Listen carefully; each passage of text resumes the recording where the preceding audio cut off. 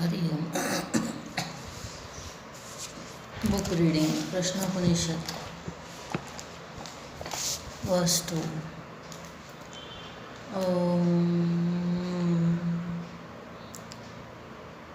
Bhadram Karneभिः शृणुयाम देवाः भद्रं पश्येमाक्षभिर्यजत्राः स्थिरैरङ्गैः स्तुष्ट्वागंसस्तनूभिः व्यशेम देवहितं यदायुः स्वस्ति न इन्द्रो वृद्धश्रवाः स्वस्ति नः पूषा विश्ववेदाः स्वस्ति नस्तार्क्ष्यो अरिष्टनेमिः स्वस्ति नो बृहस्पतिर्दधातु ॐ शान्ति शान्ति शान्तिः.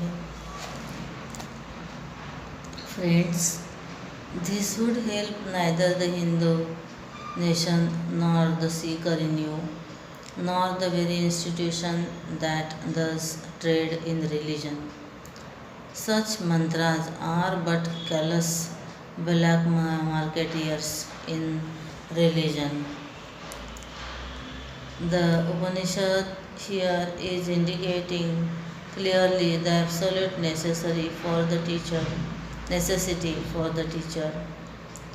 and taught to get a kind of spiritual tuning up between them before the finite words of the master could deliver the goods to the disciples' intellectual comprehension and through it ultimately to this spiritual experience. The story here clearly indicates the importance of austerity, brahmacharya and faith. Austerity redeems the personality in the seeker from its inertia. Brahmacharya relieves his psychological and intellectual debilities, and faith sharpens his intensity and sincerity in meditation. Without these three, life on the spiritual path cannot ever be graced with full and easy success. The practical mind of the Aryans did not revel in any philosophy merely as an idle pastime wherein the intellect indulged in painting the impossible. They wanted good and substantial results, and they were sincere courtiers seeking the hand of life. Therefore, we find in the Hindu scriptures more and more details and insistence on practice. When even such great students teaching a master's feat after years of practice is in ethical, moral, and spiritual disciplines are advised to live under the nose of the teacher yet one more year in observance of these great values of life. It is indeed an eloquent call to all readers of the scriptures to recognize the importance of these early rules of life. Brahmacharya is generally understood as the vow of celibacy, but in fact it comprehends a meaning deeper than this traditional significance.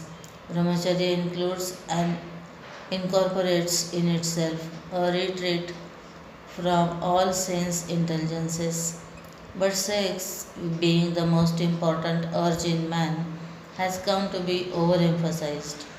In that sense of the term, the vow of celibacy can be maintained only when the seeker avoids the following 8 sensual acts: thinking about the opposite sex with evil motives, talking about them, playing with them, looking at them with lusty eyes, talking with them in solitary places, desiring them, trying to obtain them, and actually enjoying them. But in its larger scope, the term celibacy should mean avoidance of any excessive indulgence in the world of plurality, and these excesses would be crimes against the vow of brahmacharya. After the 1 year's training, the teacher promises that he will try to answer all the doubts of the students, if I know. This is not a declaration of his own intellectual hesitation or of any lack of confidence in himself. It only shows the extreme modesty of the man of wisdom, even in the presence of his own disciples. However, the Master guarantees them, I will surely explain everything to you. A true teacher is he who knows no egoism or vanity. He is invariably meek and always good. Even his seeming harshness at times is but the expression of love made eloquent in the only language in that his disciples could appreciate and understand it. मंत्र 3 अथ कबंधी क्या कात्ता अब अथ कबंधी कात्यायन उपेत्य पप्रच्छ भगवन् कुतो हवा इमाः प्रजाः प्रजायन्त इति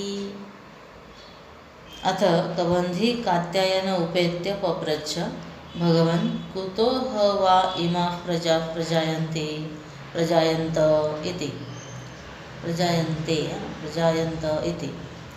Then Katyayana Kabandhi approached Pripalada and asked, Revered and venerable master, whence are these creatures born? The Upanishadic literature is not only unique in its contents, but in the very construction of it. In its very literary plan, there is dexterity and a finish. As we have seen earlier, all Upanishads are discussions between a master and his disciples, and as such there is an inexhaustible wealth of dramatic potentialities in each of them. The scriptural texts as available today have, without a single exception, taken full advantage of this dramatic possibility. Though not a drama in its structure, they have, by the fewest imaginable artistic strokes and dashes, given a beautiful word painting to serve as a fit sylvan background for each mantra or chapter. Here the very sequence in which they have enumerated the necessary disciplines has a message. Austerity is mainly for the discipline and control of the body. Brahmacharya is essentially a discipline of the mind, and faith necessarily is an adjustment in the intellectual sheath. On the whole, an integral self-development and personality reconstruction are aimed at here.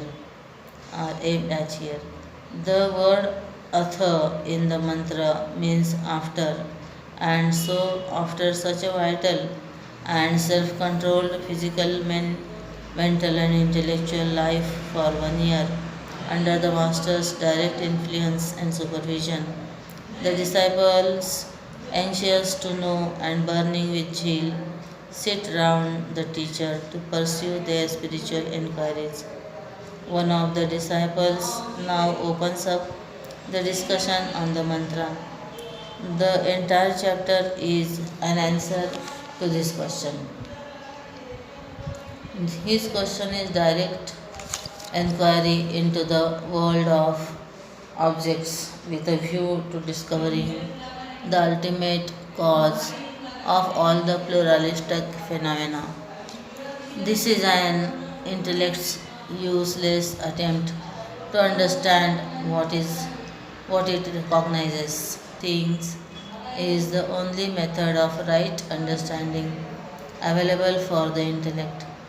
Thus, wherever an effect is perceived, the intellect, in an attempt to understand it, must seek for its cause.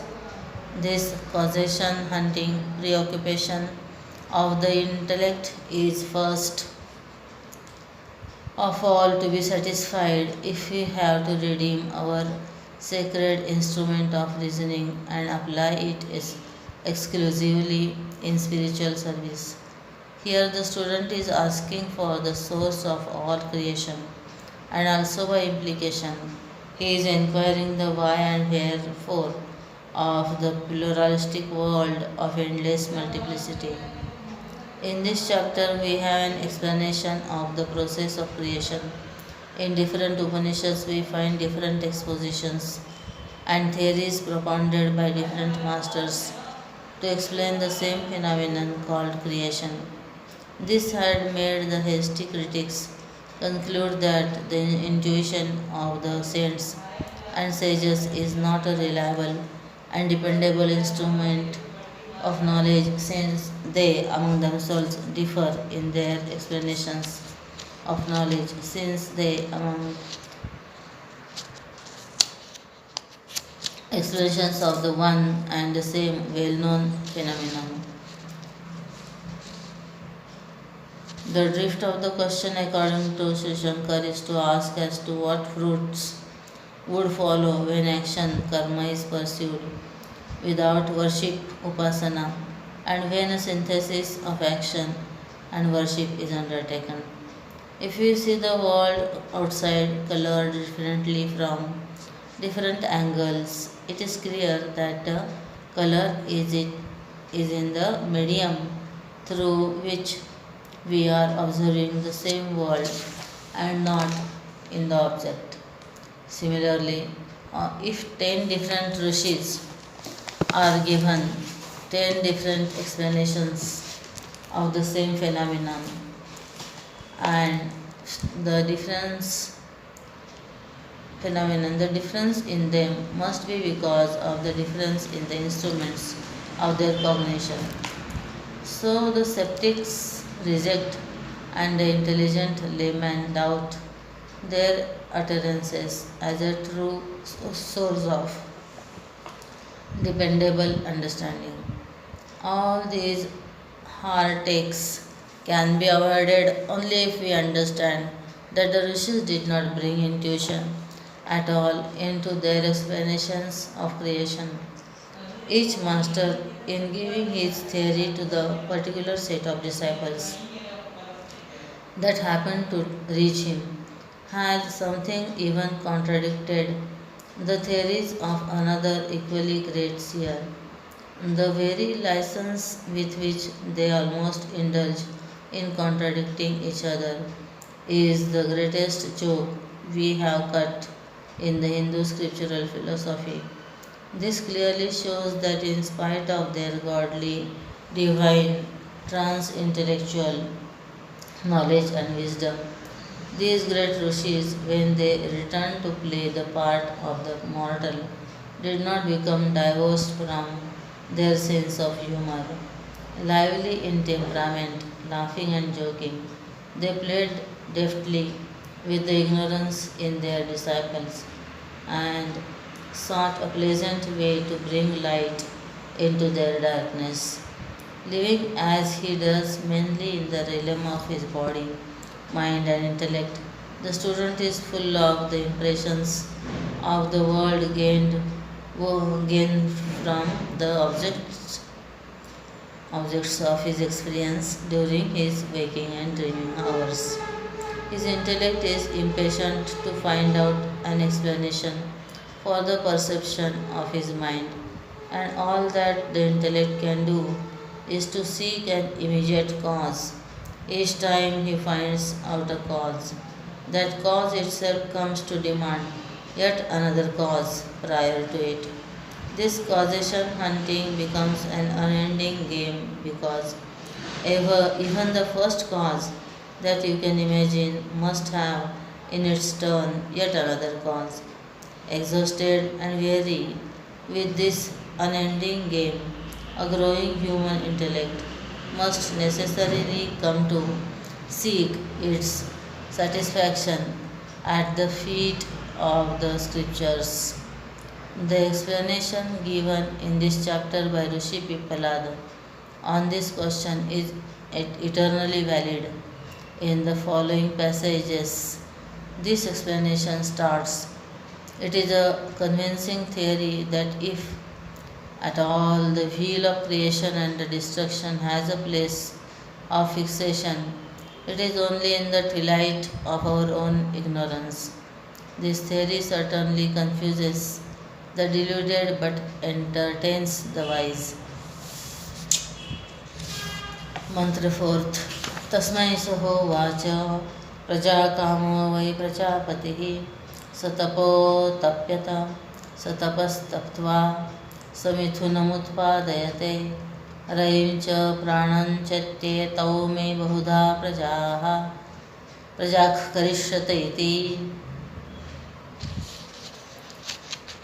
He replied, Prajapati, the lord of the creatures, decided to perform penance, and having performed penance, he created a pair, matter Rai and energy Prana, thinking that together they would between them produce creatures in many ways. From the highest standpoint of the realized teacher's experience, the pluralistic world of phenomenon has an existence only so long as the human mind is fluttering in the bosom. One in the waking and dream states there is perception of multiplicity, but the moment we roll up our minds, as it were in our fatigue and weariness in playing with the plurality, the multiple world also is screened off from us in our deep sleep.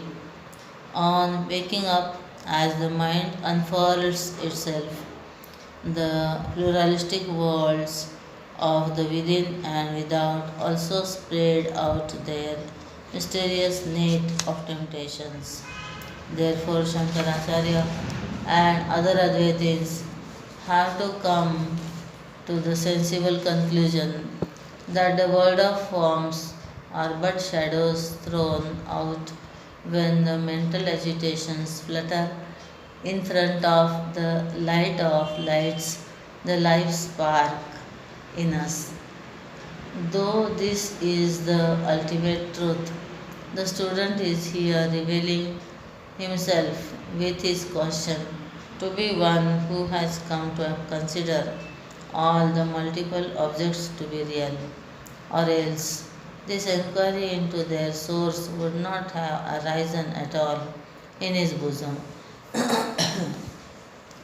None of us ever dares to inquire into the source of our horns or of our tails.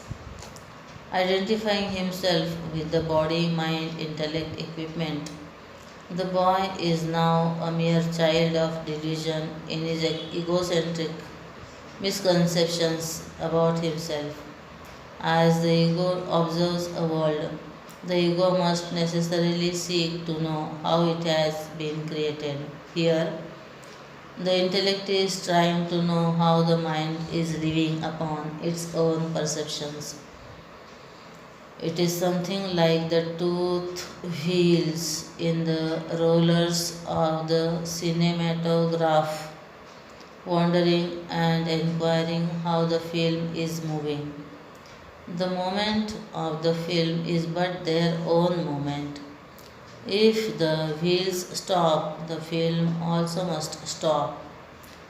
When the intellect asks a question, the answer too must be given in its language. Here in the passage is an attempt to give a seemingly sufficient intellectual explanation for this intellectual inquiry. The Master says that the Lord of creatures, Prajapati, desirous of offsprings, did penance and created a pair, matter and energy. This is not to be considered to mean that a creator sitting beyond a cloud in its own heaven did create the world of you and me in all its endless diversities, and at the end of it pushed us all into it to live out the pains of life. This would be, in fact, a ridiculous philosophy, unsatisfying to the intellect, unacceptable to the mind. We have understood that individually we have the projection of the world.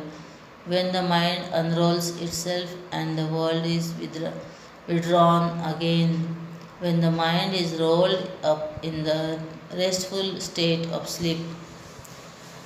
If this be true of you and me, then the total creation must be because of the total mind projecting itself out.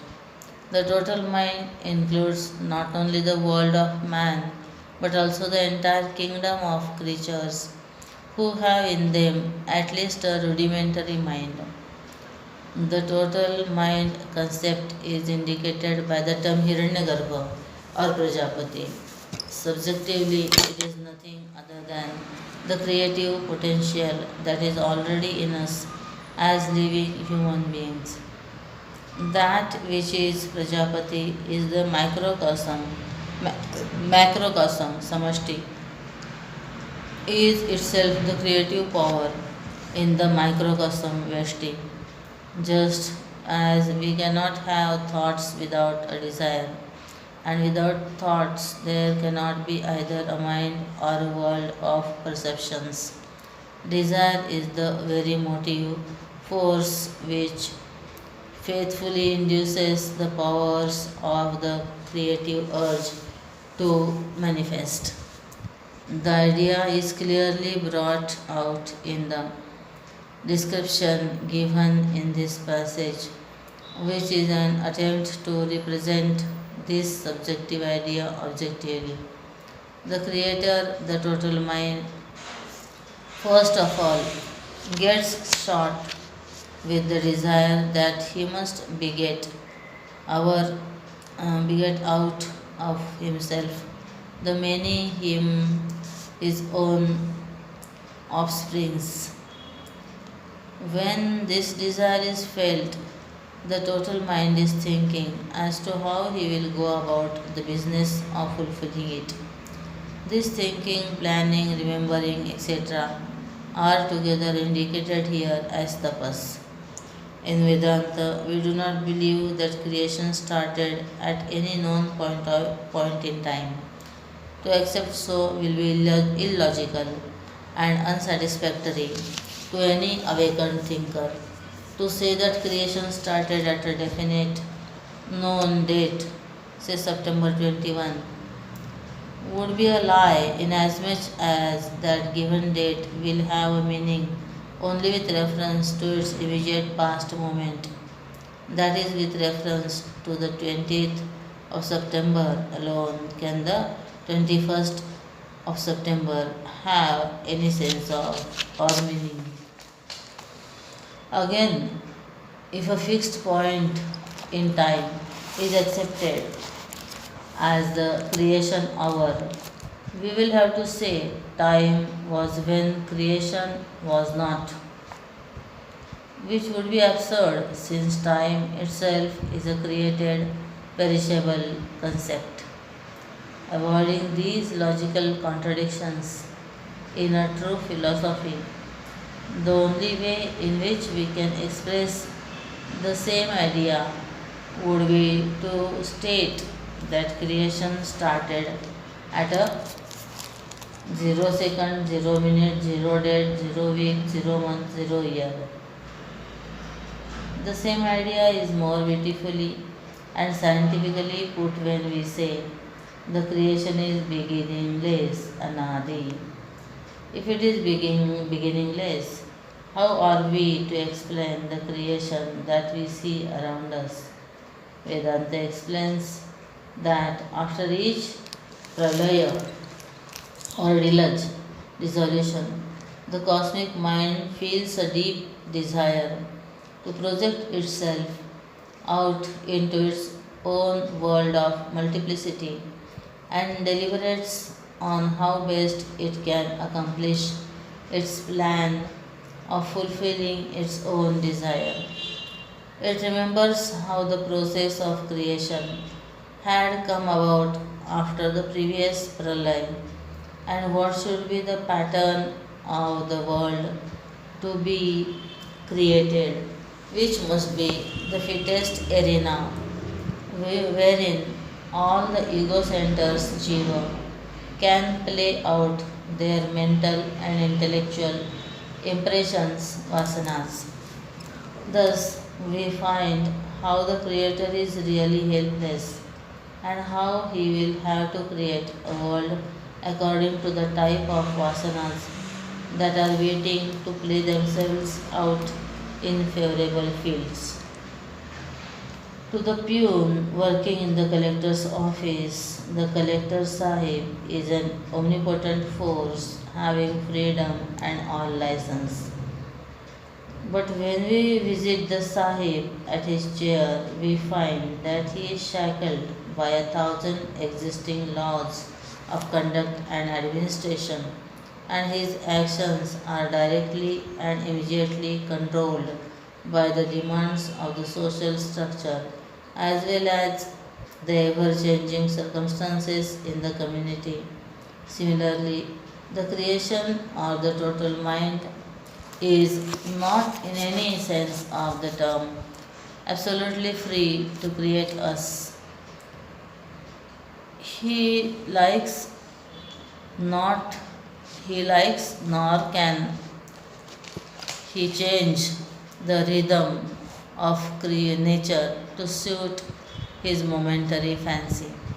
Subjectively, if we observe and try to understand what happens to us daily, this can become much more clear to us. During the state of the subjective pralay of our world, that is, during our sleep, each of us is but a bundle of our own vasanas. A criminal and a saint may be sleeping into adjacent rooms of a dharmashala. While sleeping, both of them are equally innocent of any of their special traits, the saintliness or sinning. But the moment they start waking up, they are whipped up by their desires to create their own worlds and enjoy therein. They both must necessarily think in terms of their own vasanas. The sinner is not free to create a world of divine values and godly joys. Similarly, the saint cannot create for himself a world of criminal motives, vulgar thoughts, and sinful acts. Both of them have the same great dynamic creative power in themselves, but in expressing it, they are certainly ordered by their own previous mental impressions. If this idea is understood, it is not at all difficult to comprehend the cosmic mind and the part it plays in creating the cosmos. He created a pair, the matter and the energy. It is explained here how, with the hope of fulfilling his great desire to create a multiple world, the cosmic mind, at first, in the given cycle of creation, comes to function in the same field, at once at the two great factors, as the two great factors called matter and energy. Matter, as the outer envelopments, would constitute the mass and the girth in being, and things while beings and things, while energy in the vitality or dynamism that makes the world vibrate with activity.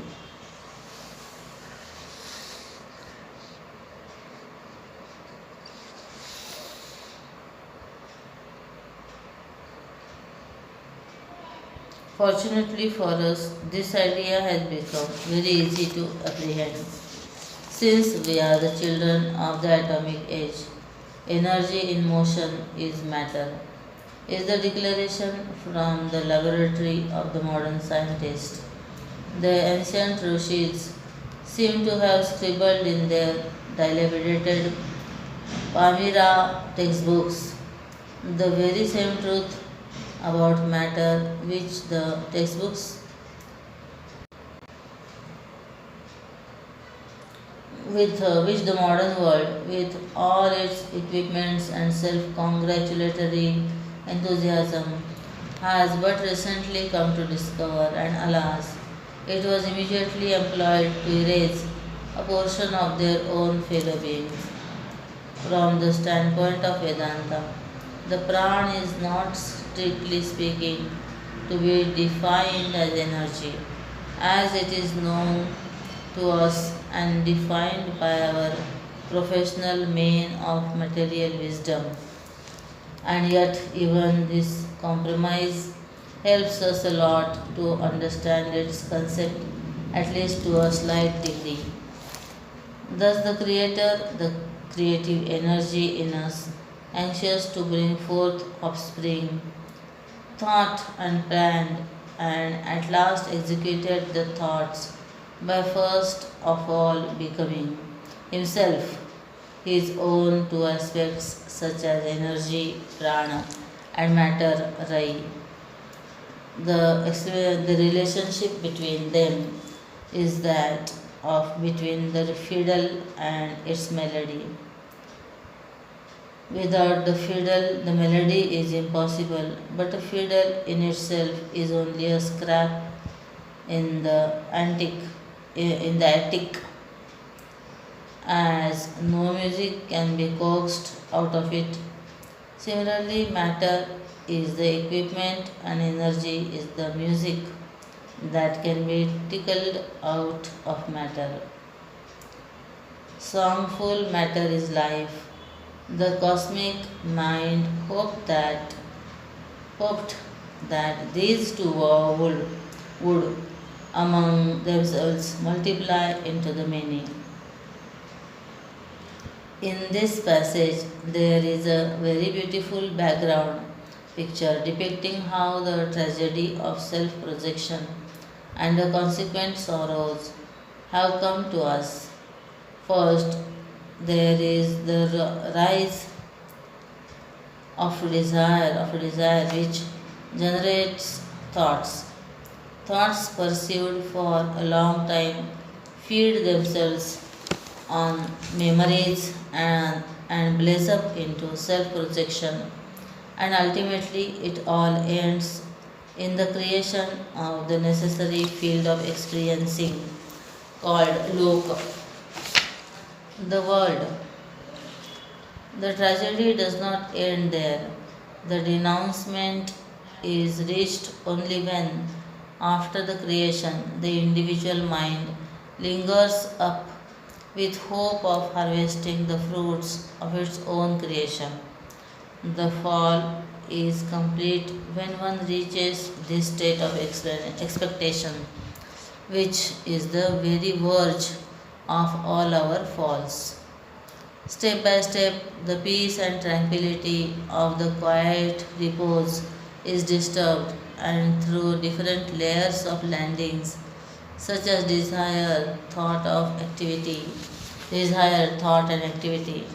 the ego center ultimately comes to suffer the mournful sorrows among the filth of its own hopes and the worms of its own endless expectations. Verse 5. आदित्यो हवै प्राणो रैरेव चंद्रमा रैर्वा एतत् सर्वं यन्मूर्तं चामूर्तं च तस्मान् मूर्तिरेव रैः. The sun is verily life and the moon is the matter. All that have form and all that is formless is matter, and therefore form is indeed matter. We are again cautioned not to interpret the words matter and energy in the light of their laboratory definitions in the world of the material sciences. Matter and energy are certainly indicated through their definitions in physics, but philosophically viewed, what we mean by the terms prana and rai are something subtler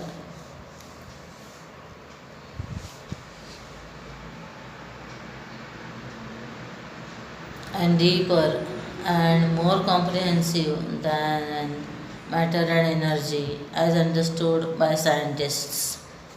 Pran means energy, which makes matter exist and function as though vibrant with vitality. Modern science has given sufficient data not to disbelieve these declarations, for they say that the sun is the source of energy in the universe. Long before the modern scientist has come to this conclusion, there here is the timeless text Veda, hoary in its antiquity, roaring the same wisdom with a conviction that smacks of the confidence of a perception.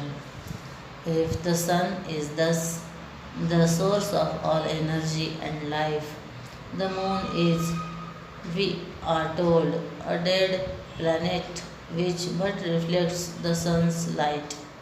Naturally, the rishis could not have chosen a better deity to preside over the world of matter, which, though without dynamism of its own, is a fit medium for energy and vitality to manifest through.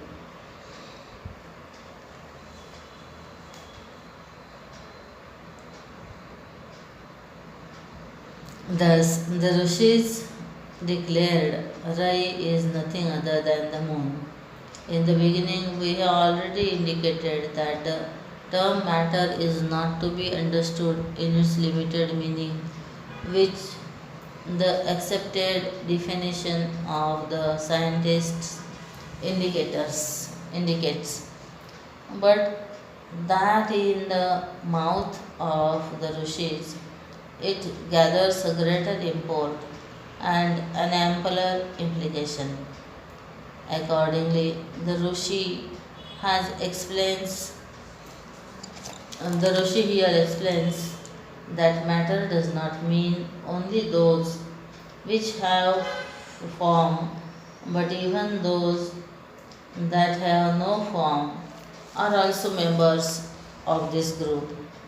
In short, according to the Rishis, even the formless thoughts and ideas are nothing but the subtle byproducts in the manufacture of the body. Again takes up the thought strings to swap out the songs of its frenzy and restlessness. The rishis are therefore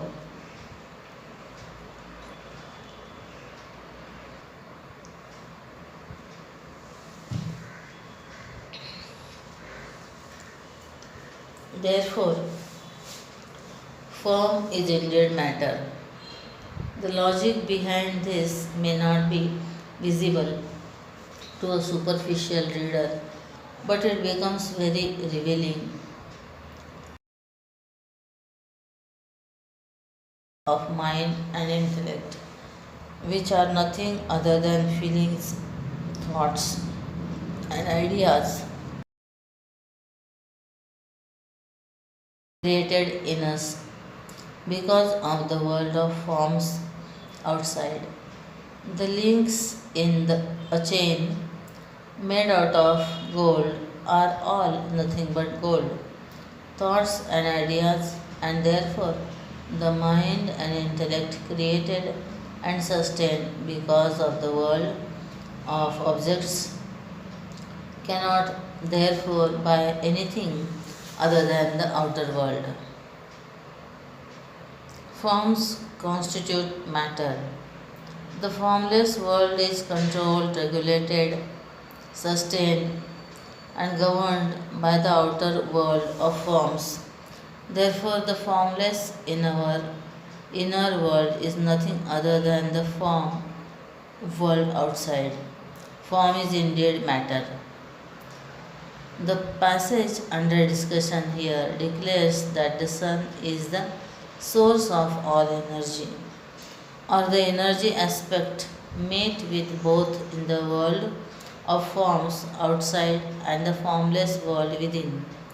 The moon is the presiding deity of the matter without the matter within.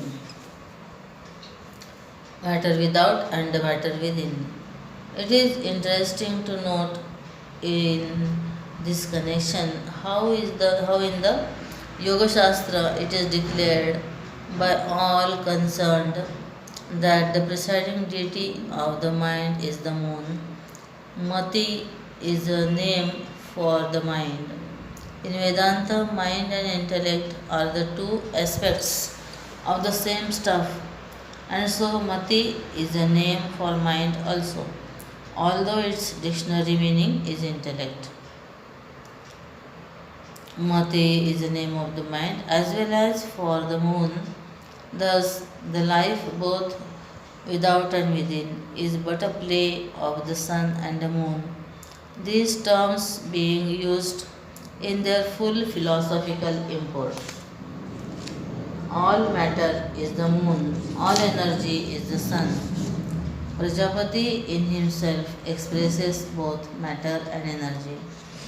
The equation then solves itself to indicate that Prajapati himself, as the sun and the moon, is playing in the world as matter and energy, and thus has himself become everything else in us except the Atman. A little sincere meditation upon these ideas should reveal to everyone that the Shruti exactly wants what the Shruti exactly wants us to understand, but which she has not openly said. This very policy of secretiveness of the Shruti text prescribes the technique of Vedanta sadhana. Every passage that comes out of the seers is to be meditated upon, and in an incomparable way, these passages provide the material for a grossly subtle field of meditation.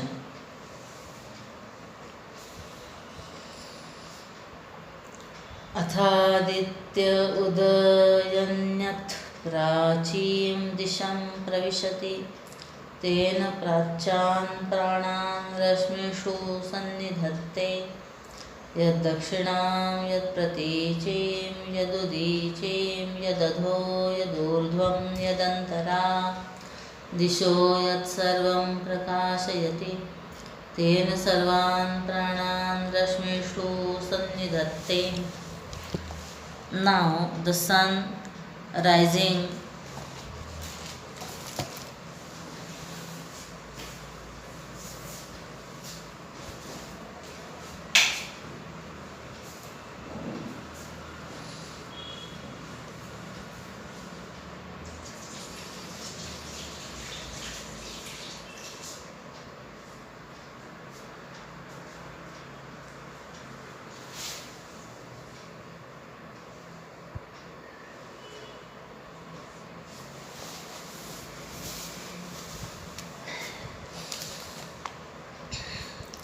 Now the sun rising goes towards the east, and he embraces with his rays all pranas in the east.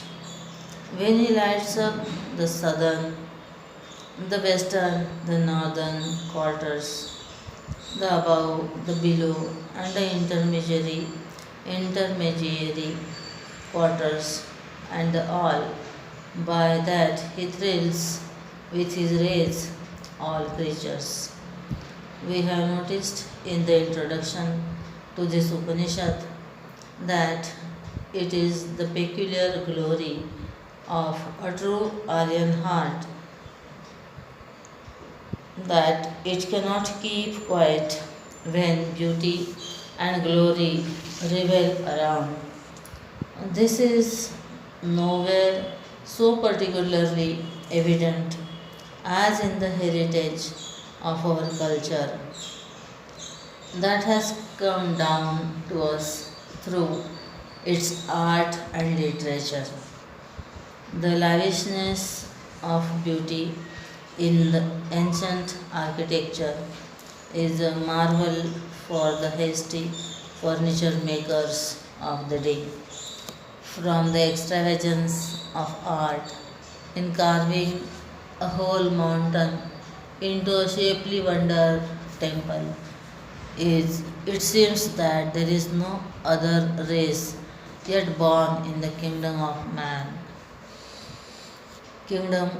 man which has exhibited with such expressiveness the flow of spiritual rhythm in life and nature's beauty around life. In literature also we find no poet who can resist the temptation to pause for a moment, however tense the situation be, to cage in the beauty of the Gangetic plains into the web of his melodious words. Here in the Upanishad also, we often find that even the man of renunciation in the Rishi could not successfully stand up against and resist the temptation to dance in revelry at the vision of beauty. Imaginations, Imagination runs into ecstasy when they think in terms of beauty. Here, in the briefest of the texts on philosophy that exist in the world, in the Upanishads, we find a distinct quality and texture of imagination unparalleled anywhere else. We find in this Brahman a description of how the sun is really the presiding deity of the prana or vitality by the touch of which a lifeless bundle of carbon, phosphorus, silicon, nitrogen, etc., which constitute the body, gets thrilled into intelligent activity.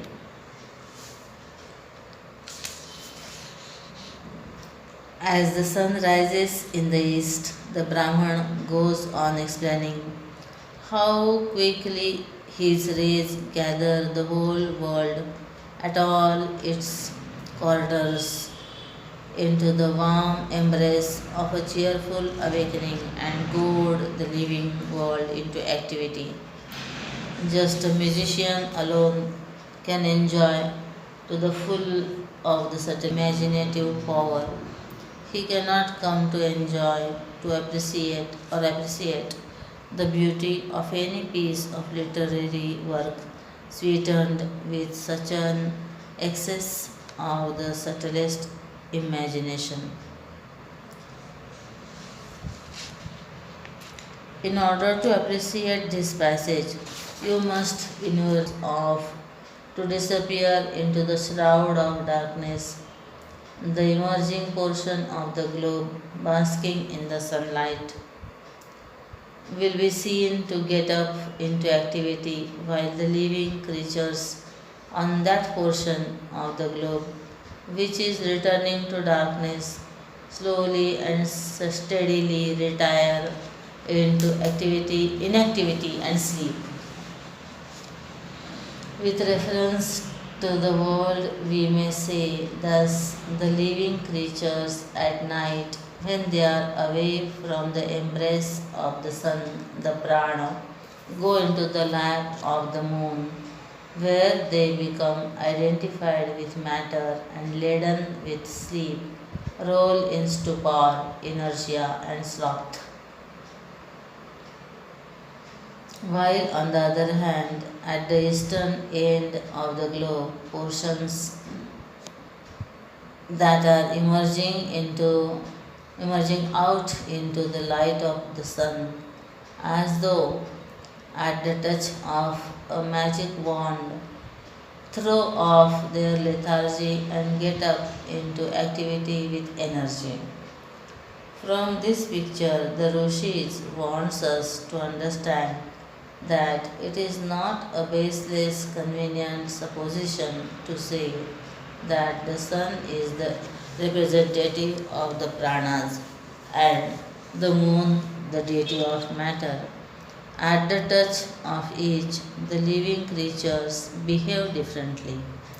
Even in the plant life, and animal life, we find that they are still and look sleepy in the moonlight. Every man would like to enjoy the moonlight light by merely sitting on the sands of the seashore or by cuddling himself in his chair on his terrace.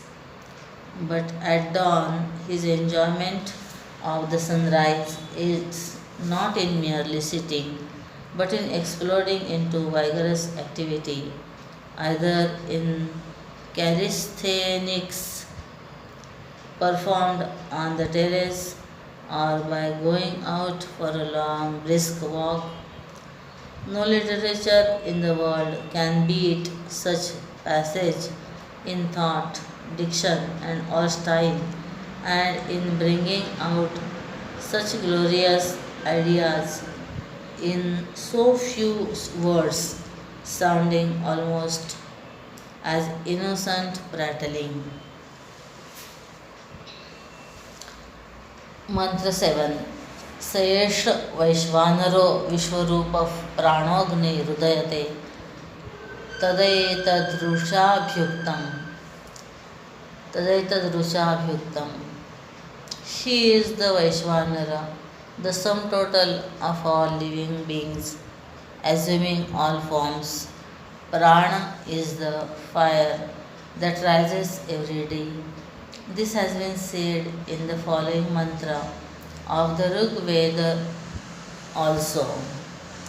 The incomparable expression of the previous Brahman have clearly shown to us the exact sense in which the seers identified the prana and sun together.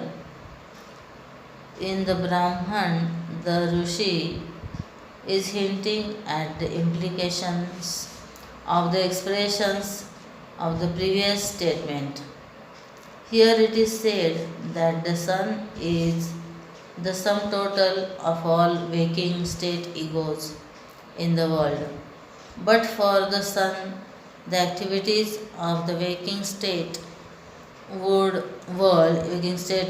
would not have been placed, for the waking state implies experiences, thoughts, and activities. The sun, we have found, with the magic touch of his rays, makes the whole world thrilled with activities. Thus, the sun is considered as the sum total of the world's waking state egos. This macrocosmic idea is generally a great hurdle for the student of Vedanta, especially when they directly approach the textbook which they had purchased in the city bookstores. The vanity of a grammarian is no passport to the secret caves of philosophy. The macrocosmic concept can be more easily understood by the modern educationists from its analogy in politics. The modern man is a creature of the politics of his time. The concept of the state in a country is but the concept of the man. Concept of the sum of the microcosmic powers of the entire population of that country. In fact, if you analyze what the state is, you will find that you yourself are the state. Each one of us constitutes the state, and in our totality, having this powerful state, it wields a mighty strength which can thereafter threaten the very individuals who constitute it. Similarly, the total gross body consciousness which individually we have in each one of us in our waking state is called Vaishvanara. In the waking state, the spiritual truth in us identifying itself with the body feels an egocentric personality, which is called Vishwa. When the personally, truth identifies itself with the total gross bodies of the total waking state, it is called Virat. The sun is Sarvajitat, Sarvajiatmaka, सर्वजीवात्मक सर्वजीवात्मक सर्वजीवात्मक और सर्वात्मक.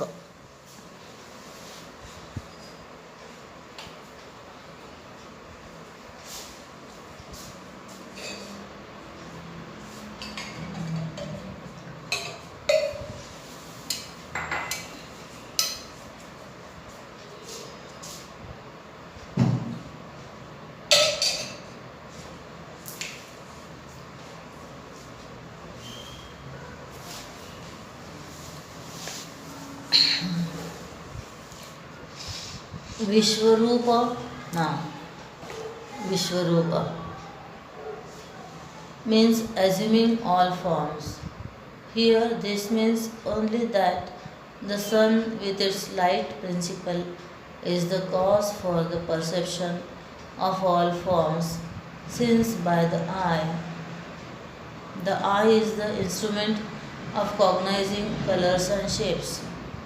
It can function and perceive its objects only in a beam of light. The sun is the source of the entire light energy. As such, to say that the sun himself assumes all forms is but justifiable in a philosophy wedded to poetry.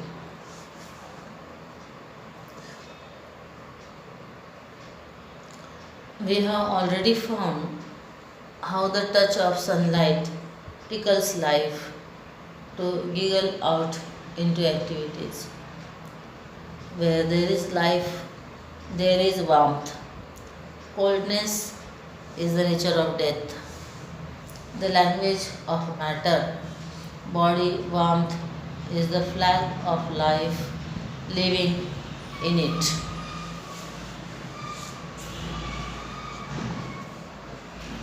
However great a Rishi may be, the Hindus do not accept his words merely because they come from a sage. No original idea of the intellect has the same force of authority as the declarations of the intuition. Therefore, the student raises his eyebrows, questioning Rishi Pippalada and demanding his authority to establish his declarations.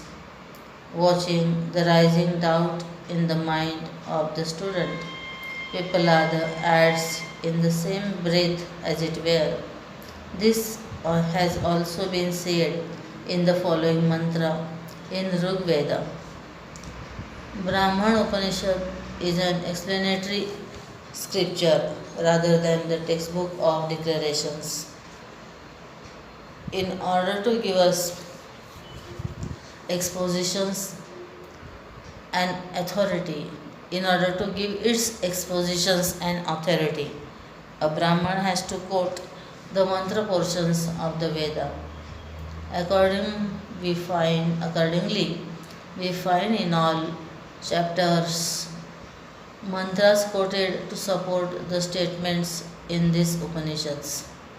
Pippalada is quoting here the Rig Veda mantra to show how therein also the same idea is echoed. Mantra 8. Vishwarupam harinam jata vedasam parayanam jyotirekam tapantam सहस्ररश्मिशतधा वर्तमानः Pranah Prajanamudayatesha Suryaha.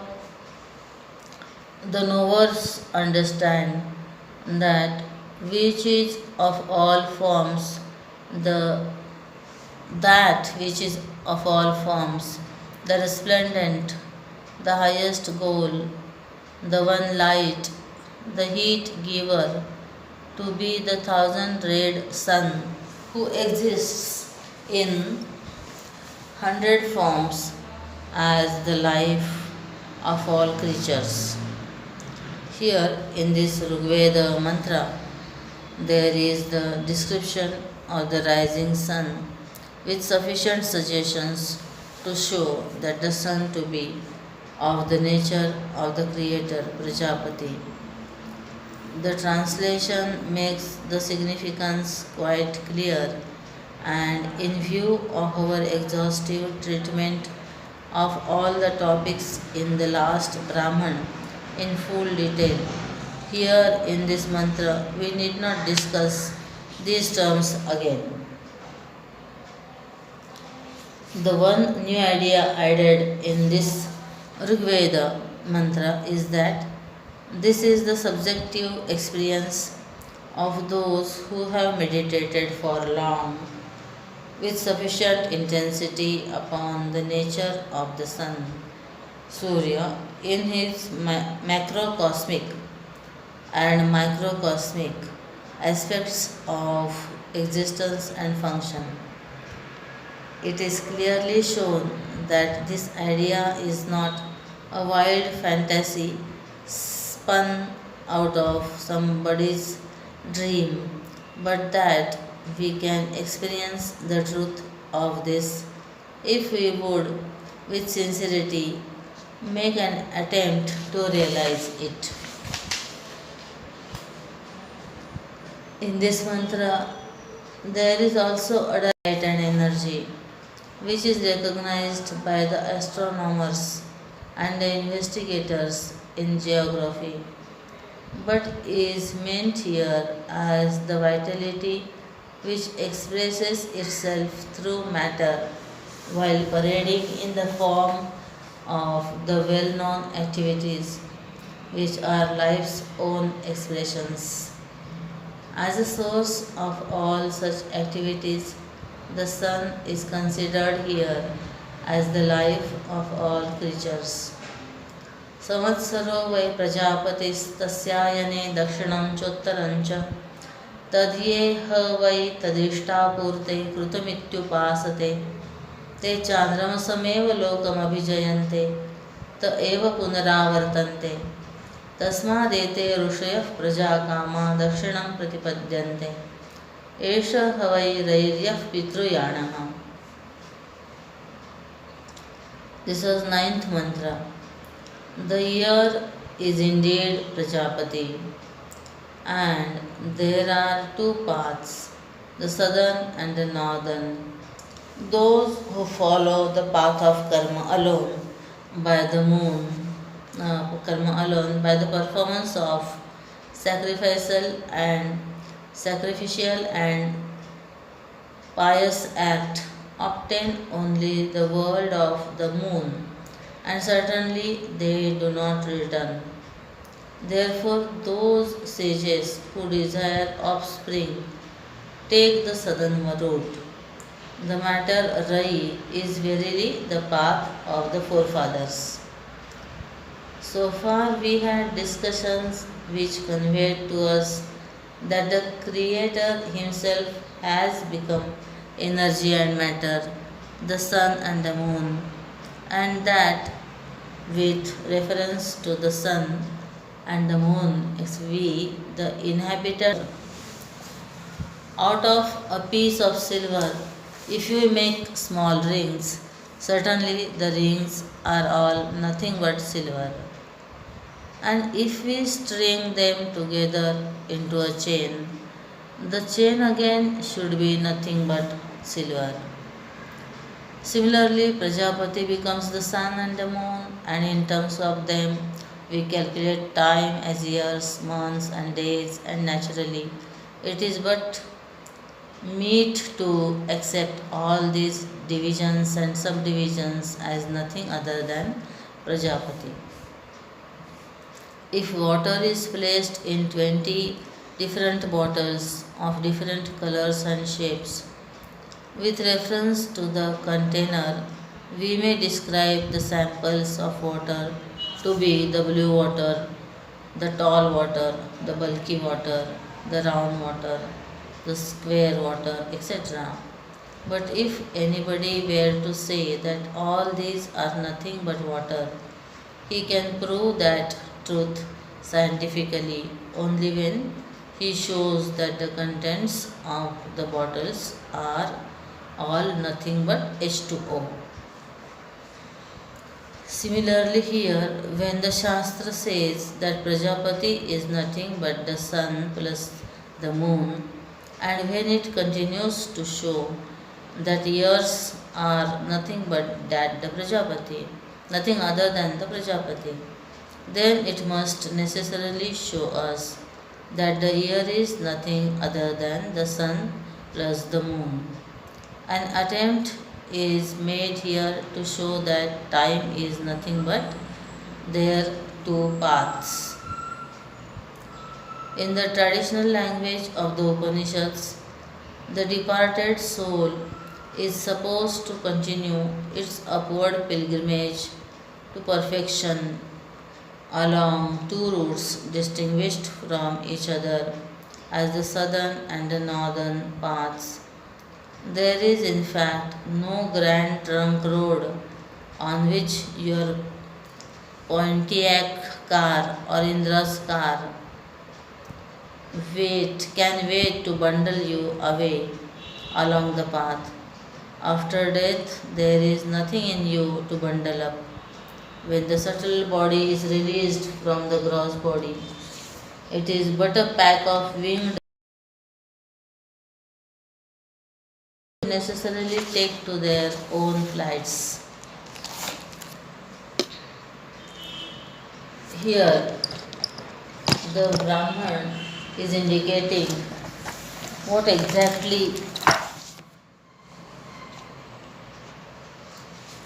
would be the direction of this flight. A pilot directs his plane in the air for 10 minutes at 45 degrees to north, and for another equal interval of time drives the plane again 45 degrees to south.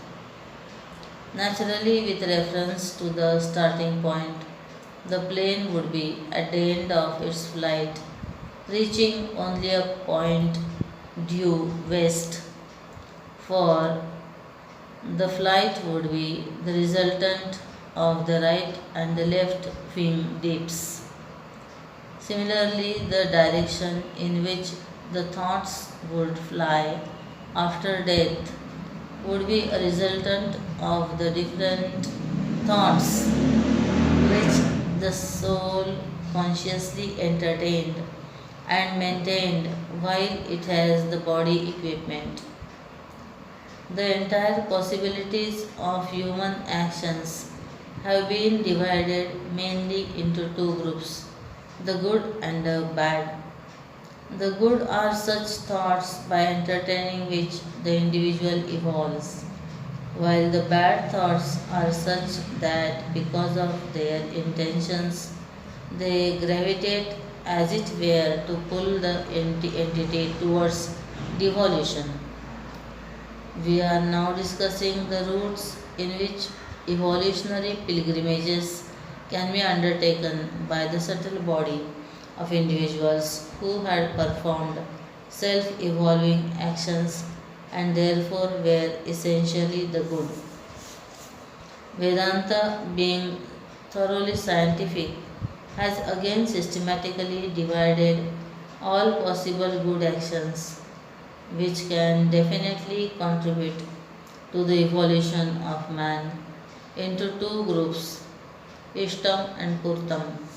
Ishtam comprises acts which have been sanctioned by the scriptural textbooks, Shrutis, and Purtam are the noble acts of kindness and charity sanctioned by other subsidiary textbook called Dharma Smritis. Ishtam includes all Vedic rituals, self control, truthfulness, the study of Vedas, disseminating the Vedic knowledge to deserving aspirants, serving the unexpected guests, and tending continuously the sacred fire in the house. And Purtam includes constructing village tanks, public wells, and bathing ghats, maintenance or reconstruction or construction of temples, feeding the poor, and opening new roads, parks, dharmashalas, watersheds, etc. If you analyze this classification and understand them from the level of their mental condition, from the level of the mental condition of the devotees, you will certainly understand how and why they follow two different paths in their evolutionary progress.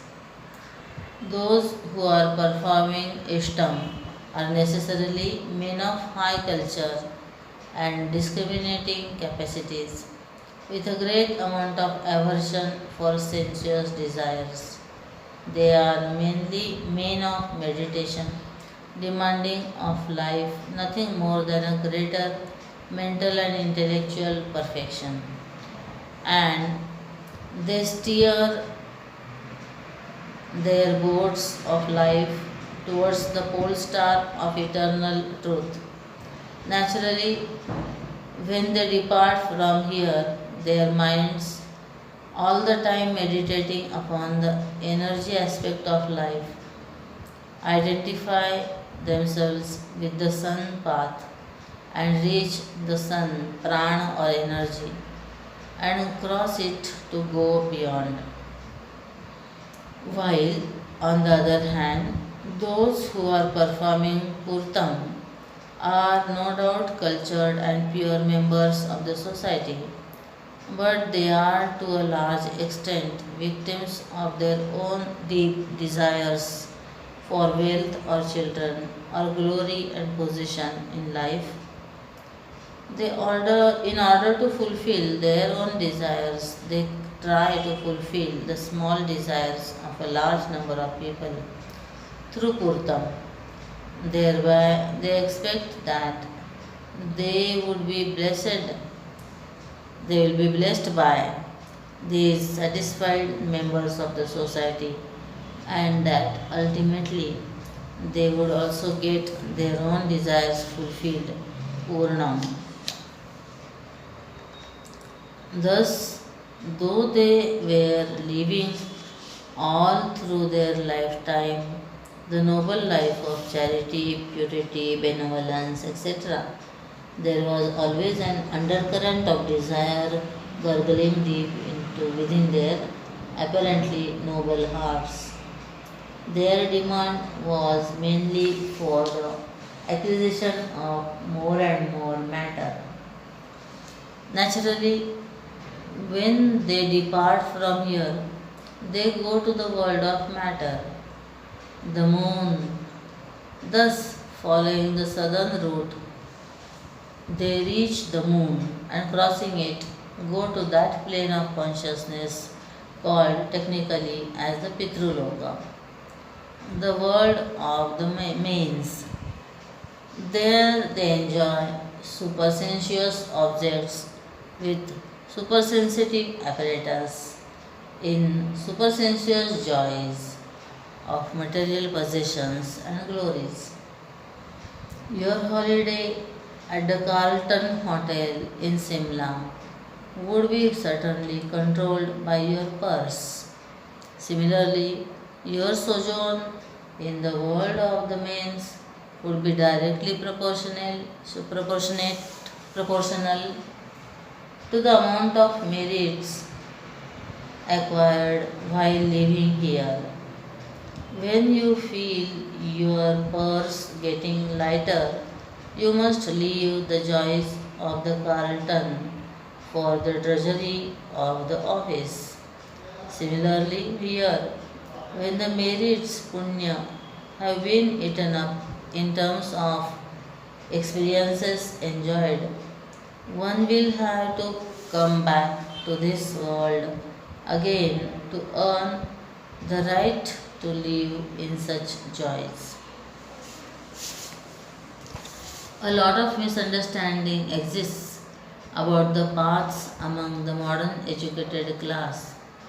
Nobody can save them from their suspicions and doubts, since nothing similar to these has been even thought of by the West so far.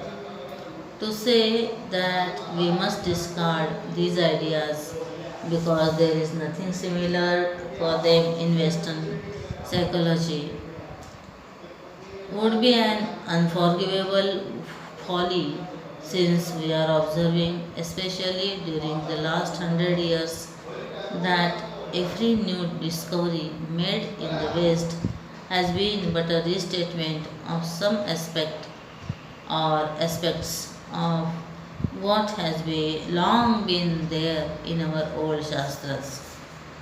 So far, we can confidently say that there has been no discovery in science in the West which is not acceptable to Vedanta and which is not in unison with the statements in the Vedas.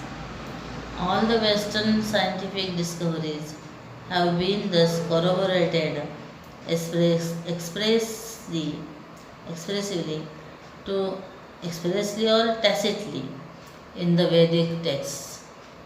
This being the case, we will have to accept things said in our Vedas which have not yet been directly corroborated by the Vedic sciences.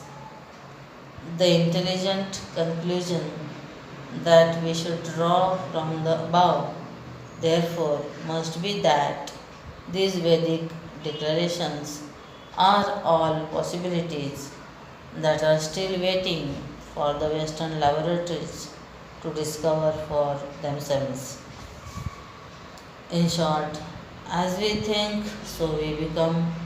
All through life, when an individual is trying to transcend the body, mind, and intellect by living sincerely a life of renunciation and detachment in purity and meditation, he comes to experience the glory of the Spirit. While, on the other hand, those who are employing their thoughts to gain in life and straining their capacities to identify themselves with the matter come to gain, according to their own demands, the kingdom of matter as represented by the moon in the Pitraloka. As you think, so you become. Our life is our own responsibility to make or to mar. Vedanta not only makes man a god but also avers that this great privilege has got its own severe responsibilities, and that unless one is ready to take up the responsibilities, the corresponding joys of perfection and the dignity of Godhead shall not be his to live. Mantra 10. अथोत्तरेण तपसा ब्रह्मचर्येण श्रद्धया विद्ययात्मानमन्विष्यादित्यमभिजयन्ते एतद्वै प्राणानामायतनमेतदमृतमभयमेतत्परायणमेतत्स्मान्न पुनरावर्तन्त इत्येष निरोधस्तदेष श्लोकः.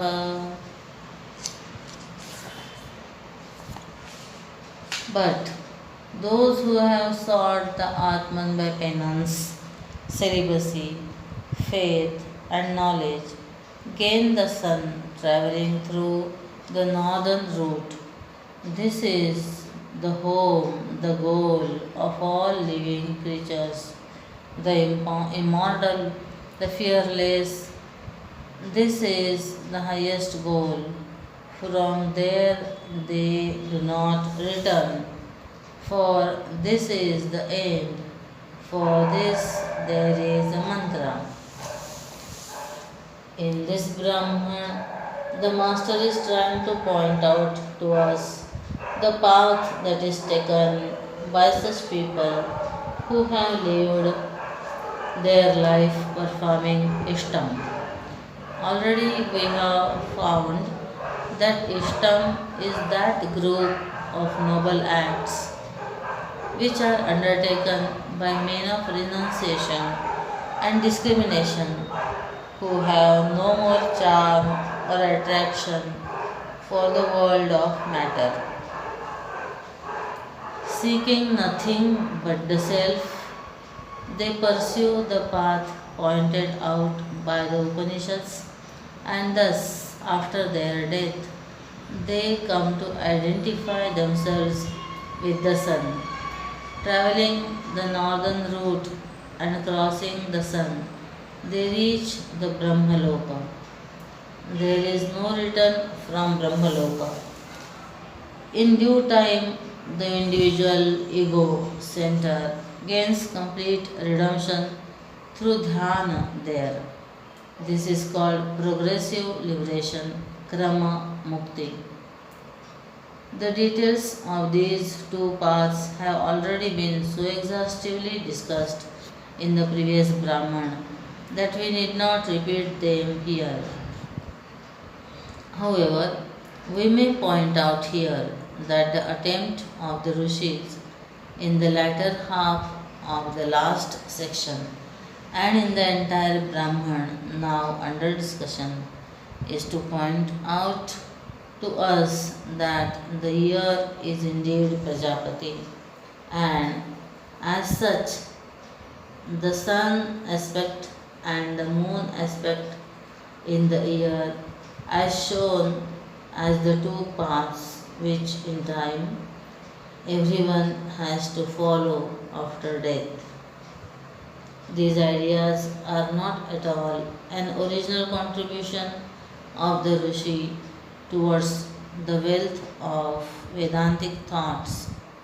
He is now quoting a Vedic verse to show how the idea he has expounded so far has already the full sanction of the Vedic seers. Throughout the Upanishad, we often find Vedic passages quoted in support of its statements. It has to be so, it being only a Brahman Upanishad.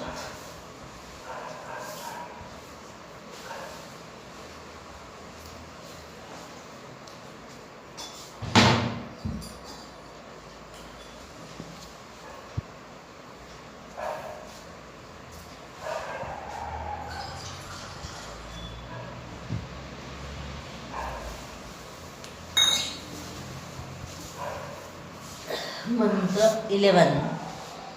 Panchapadam pitaram dvadashakratim diva ahuh pare ardhe purishinam athe me anya upare vichakshanam saptachakre shadar ahurarpitamiti. The sages say that the Lord of Rain, the Father, having 5 feet and 12 forms, is seated in a place higher than the atmosphere. Others call him the All-Wise, the one upon whom, like a chariot drawn by 7 horses, running on a wheel with 6 spokes, the whole world is founded.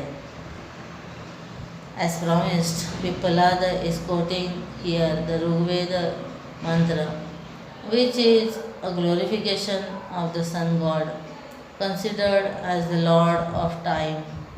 The translation of the mantra is very impressive example of the style in the Vedas and the incapacity of the English language to bear the burden of Sanskrit. It is such translation, though direct, that brings out poignantly an ugliness which makes its readers laugh at the literature. Some fruits would look very ugly if only we know how to reach their succulent core. Similarly, if we could keep ourselves away from our own mental prejudices and reach the courtyard of the Upanishads to woo and win her grace, certainly we too can come to understand and discover the gorgeous beauty that lies beneath its seemingly empty words. The first half of the mantra gives us a beautiful paint picture of time, objectified as a benevolent Lord. This sacred Lord of time, sitting or occupying a place above the atmosphere, is conceived as having five limbs for his locomotion in the five seasons. Though in India we generally accept 6 seasons, here considering the Hemanta and Shishir together as one, the Vedic mantra explains that the five seasons are the 5 feet of the Lord of Time. To conceive time as a 5 footed benevolent master moving along the roof of the world slowly and steadily from season to season is a lovely picture of immeasurable poetic charm and has an appeal which is at once fascinating and inspiring. This Lord of Time is described as having 12 different forms or attitudes which are expressed differently one by one during the 12 months of the year. This mantra is a glorification of Lord Sun, who, being the Lord of Time, is also described as the giver of rain. The Veda says that this is the way in which the Sun, the Lord of Time, has been described by one set of seers, while there is another group of wise men who glorify the Sun in a different style altogether. According to the second version, the Sun moves as though established in a car drawn by 7 horses, meaning the 7 colors of sunlight. Spectroscopy, therefore, seems to be not an original discovery of the West, but an intelligent plagiarism from the wisdom of the seers. The idea that sunlight is constituted of 7 colors seems to have been so familiar in the days of the Vedas that they could easily use it in the language of a metaphor, and every intelligent reader would easily follow it. The chariot is described as moving on one wheel having 6 spokes, meaning the 6 seasons. To consider the seasons as the spokes of the wheel of the chariot of time is supremely appropriate and pleasant. As a wheel moves, its spokes should necessarily move, one followed by the other, one followed by the other. And the chariot of time has no reverse gear. Time lost can never be retrieved. The entire picture becomes really very impressive when we are told that the glory of the world of phenomena rests upon this wheel like the fly on the wheel, and the universe in its delusion feels the glory of having a moment of its own. Sri Shankaracharya comments upon this mantra and gives us a beautiful interpretation which makes clear to us that the Rishi is justified in quoting this stanza. Bhagavan Shankar says that whether the sun be with all the qualifications described in the first line of the mantra with 5 feet, 12 forms, the giver of rain, etc., or he be as described in the second line, who rides a chariot drawn by 7 horses, moving on a wheel with 6 spokes, etc. Whatever be the differences in details, the object indicated by both descriptions is one and the same. Prana, or the sun, or the Lord of time. The difference in the qualifications is due to the difference in the texture of the imagination, but the object of the qualifications is one and the same. Whatever be the gunas, the guni is one and the same. Mantra 12. मासो वै प्रजापतिस्तस्य कृष्णपक्ष एव रैः शुक्लः प्राणस्तस्मादेते ऋषयः शुक्ल इष्टं कुर्वन्तीतर इतरस्मिन्. The month is Prajapati. Its dark half is indeed Rai, the matter. Its bright half is Pran, the energy. Therefore, these great rishis perform sacrifices in the bright half of the month, but others perform them in the dark half. So far, Pippalada had described stage by stage how the entire creation had started with Creator Prajapati, who first of all himself became the sun and the moon, the representative of energy and matter. By a combination of them, we have the concept of the year. The earlier we have seen how in the year also there are the intrinsic qualities of the Creator as found in the path of the sun and the path of the moon. Now, Pippalad goes one step further and states that the month, which is a division of the year, is also nothing but Prajapati. Out of a piece of silver, the goldsmith makes a long, thick rod. The rod is nothing other than silver. The rod is again drawn into yards of wire. The wire is nothing other than the silver.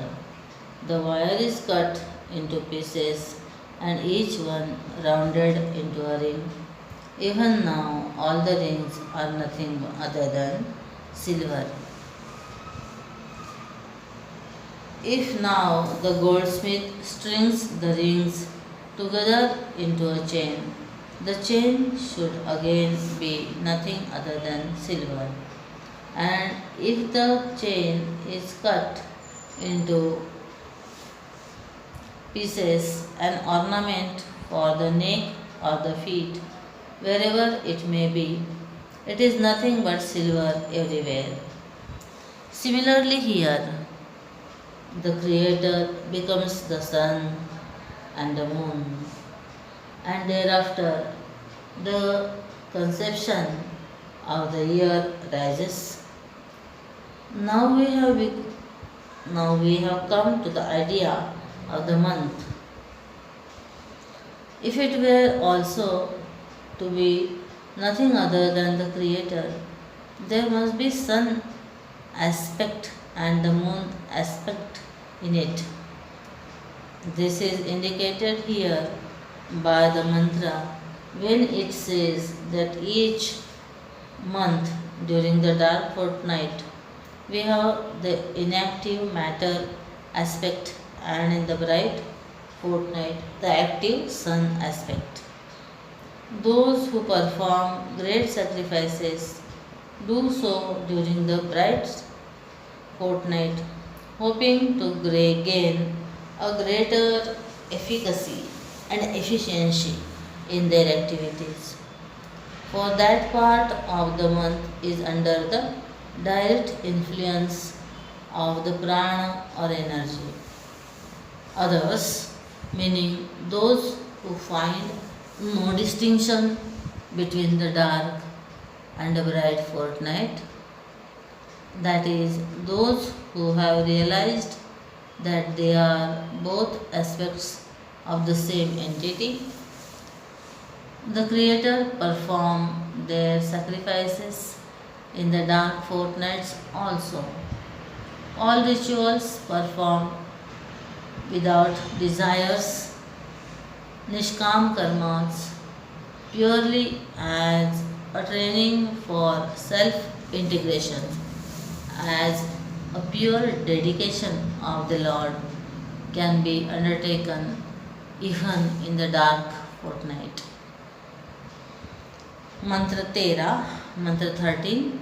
अहोरात्रो वै प्रजापतिस्तस्या हरेव प्राणो रात्रिरेव रैः प्राणं वायते प्रस्कन्दन्ति ये दिवारत्या संयुजन्ते ब्रह्मचर्यमेव तद्यद्रात्रौ रत्या संयुजन्ते.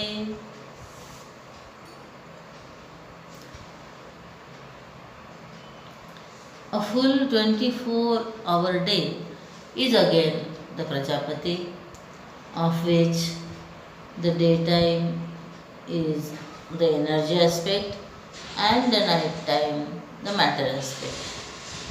Those who unite in love in the day therefore waste their energy, while those who unite in love in the night are to be considered verily brahmacharis. Satan can read the Bible, he reads it and uses it for his own suicide. There are friends erudite in their own way who quote this mantra and for all their excesses claim to be brahmacharis in the true sense of the term. How far it is true we shall observe during the discussion. We all know that the day is the unit of measure in the concept of the month, just as the month is a division of the year. We have already seen the logic of considering the year and the month in themselves to be nothing but Prajapati. And under the same argument, the golden chain also is nothing but gold. The day also is nothing but Prajapati.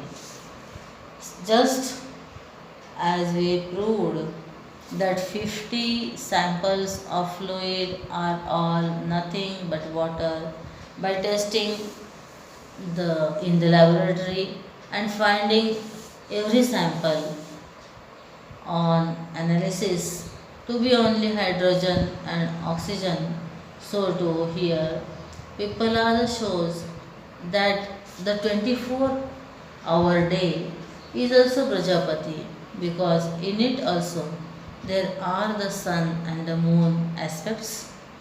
We have already described this idea more elaborately in Brahman 6.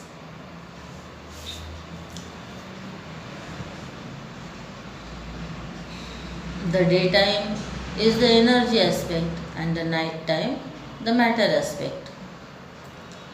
Because the Rishis says that the day is dedicated to energy and the night is presided over by matter, the students of Vedanta are not expected to accept the statement, pocketing their own intellectual doubts. The Rishis knows that perfect intellectual is the tradition of Vedantic thoughts, and so he hastens to point out to us how and why the Shastra states that the day is indicated to energy.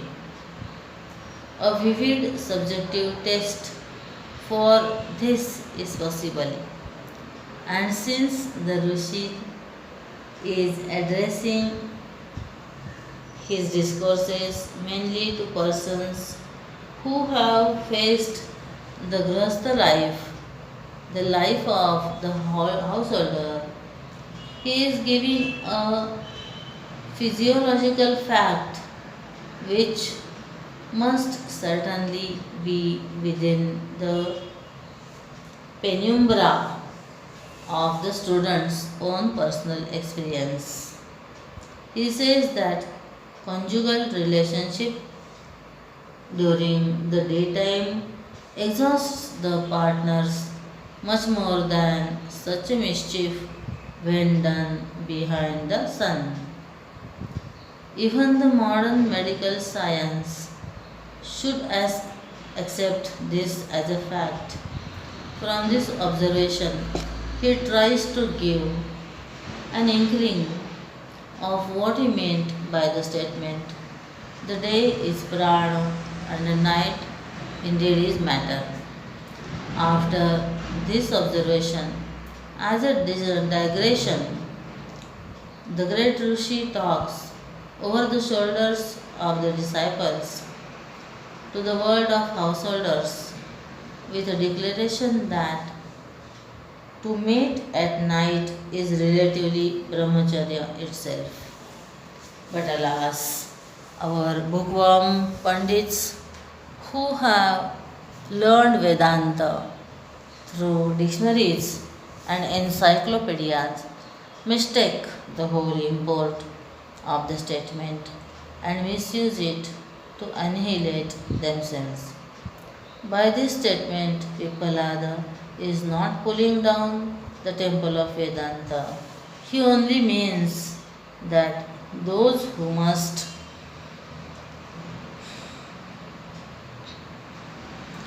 that is, those who by their temperaments or due to circumstances cannot avoid perpetrating this crime may as well be advised to go through the inevitable process at a less harmful period of time and in relatively healthier conditions of behavior.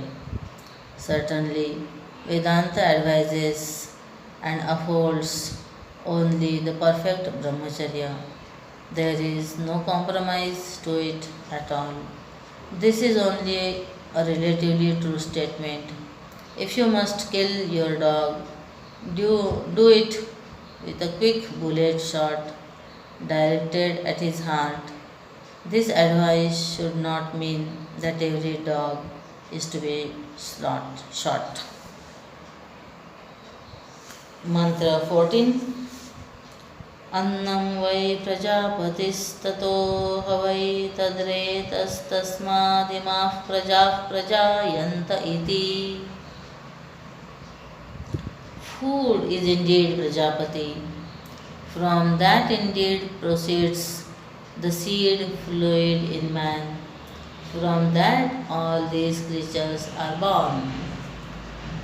Just to recapitulate, we may go through all the stages through which Prajapati himself has seemingly passed and changed to become the pluralistic world.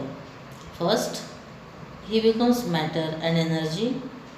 Then he, as time, changes himself into the various conceptual denominations such as year, month, day, etc. And day by day things grow in the world and matter ripens to become food. Living creatures eat the food and from the essence of the food, the seed of the species are generated. From the seeds, the fresh generations rise up. So the master concludes, all these creatures are thus born. For if you remember well, the question of the disciple was, Venerable Master, whence are these creatures born? It is significant here to note that the day, which is nothing but Prajapati, produces food, and so food is also Prajapati. Food produces the seminal fluid, which naturally must be nothing but Prajapati. And when it causes the creation of the next generation, each newborn is again nothing but Prajapati. Therefore, my father was Prajapati, who ate Prajapati, secreted Prajapati, impregnated Prajapati, and a son Prajapati was born as me. But the tragedy is that I do not realize that I am Prajapati. Therefore, though the great Rishi has seemingly given an almost airtight and convincing scheme to show how from the Creator the world has come to be, when the whole picture is brought to our understanding, we find that the Master has not thereby deviated even by an iota from the eternal truth which he has realized in himself. He mainly declares that creation is but a delusion of the mind, and there is nothing that has really risen up from the eternal reality. Mantra 15. तद्येह वै तत् प्रजापतिव्रतं चरन्ति ते मिथुनमुत्पादयन्ते येषामेवैष ब्रह्मलोको येषां तपो ब्रह्मचर्यं येषु सत्यं प्रतिष्ठितम्.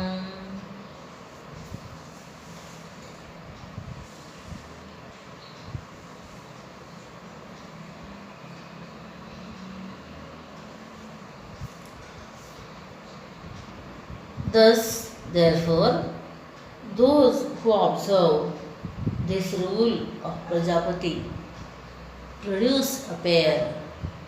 From them alone is the Brahmaloka, in whom penance, celibacy, and truth abide. Licentious indulgence in sex has never depraved any species in the kingdom of creatures so much as man today.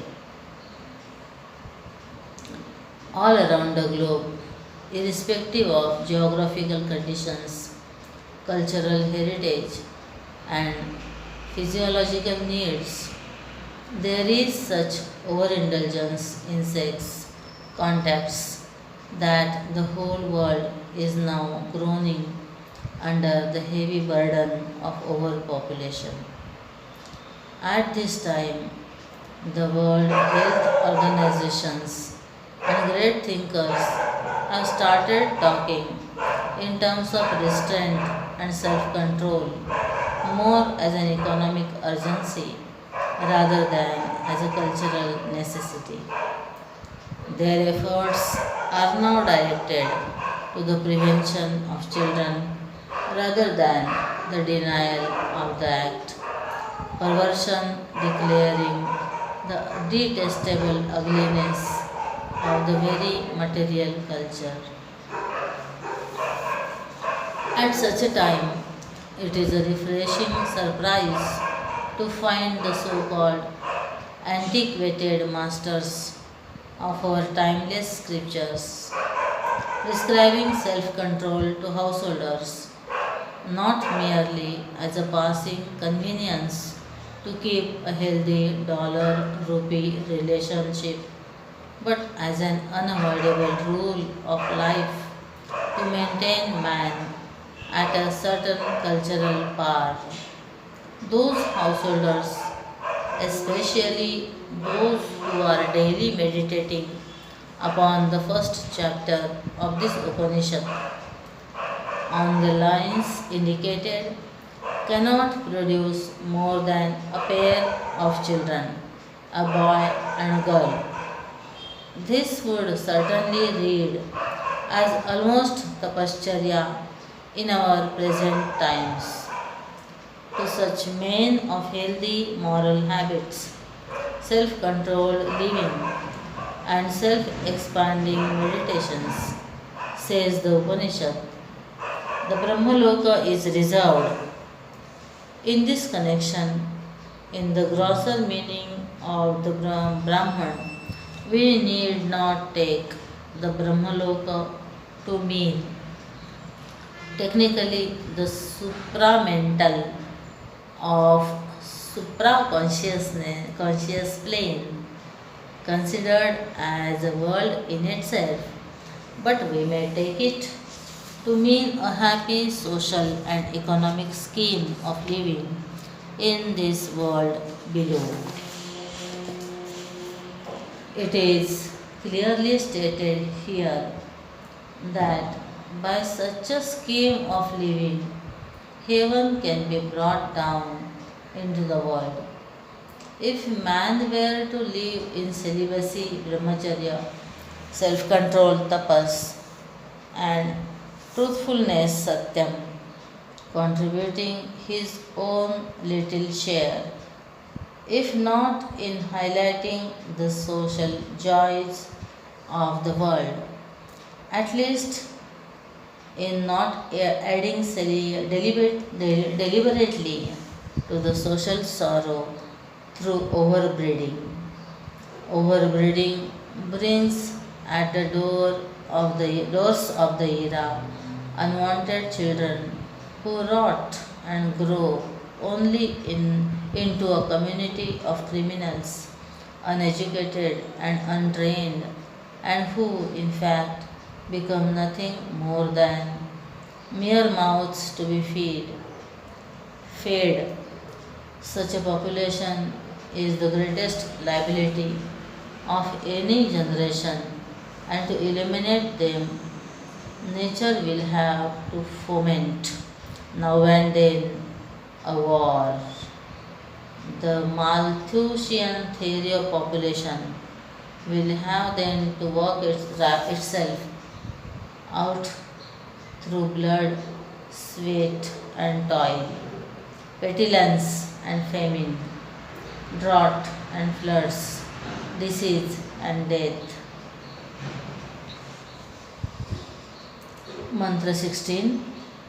तेषामसौ विरजो ब्रह्मलोको न येषु जिह्ममृतं न माया चेति. The pure Brahmaloka belongs to them, only in whom there is no deceit or dissimulation. The scriptures declare here that evolution can be really progressive only in those who have given up all the negativities in them, such as deceit, falsehood, and dissimulation. Deceit is a declaration of the physical cowardice in the individual born.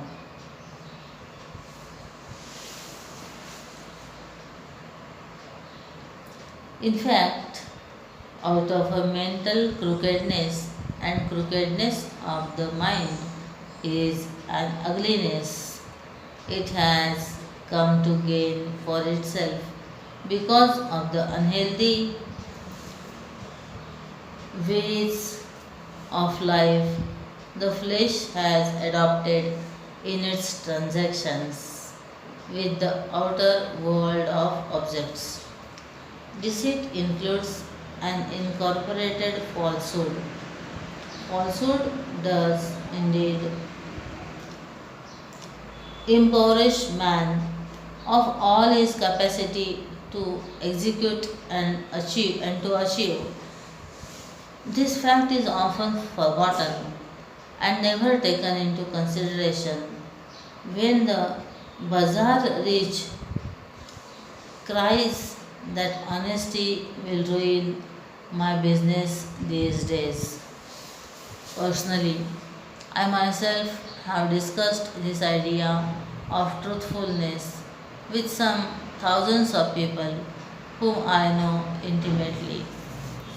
80% of them admit the glory of honesty, but they complain of their incapacity to put it into practice either because of some obvious mental inability or some imagined pressure of circumstances. If only these people would understand the mental losses accrued in telling lies, they would certainly stop this ruinous and suicidal habit. To tell a lie is to express differently from what you actually feel. Sri Shankaracharya defines truthfulness as speaking words which are entirely in consonance with what the speaker thinks, both in its import and suggestiveness. Thus, to think in one way and to express it differently would be a lie. You will wonder why so much emphasis is placed in all the religions of the world upon honesty and truthfulness. A little closer examination of what happens in our minds when we tell a lie would be sufficient to make us understand how much we are harming ourselves in telling lies. Supposing I want leave of absence from my office to go with my friends for the weekend. I ask the officer in charge for a day's leave, knowing quite sure that he will not grant it if I tell him the honest purpose. So, naturally, I have to tell such a big story that it must produce sufficient sympathy in the officer to sanction me my leave immediately. Thus, I type out a leave request saying either I am not well, or my child is not well, or my mother is seriously ill. Now, the officer calls me and perhaps he feels moved and inquires, is your mother seriously ill? What is she suffering from?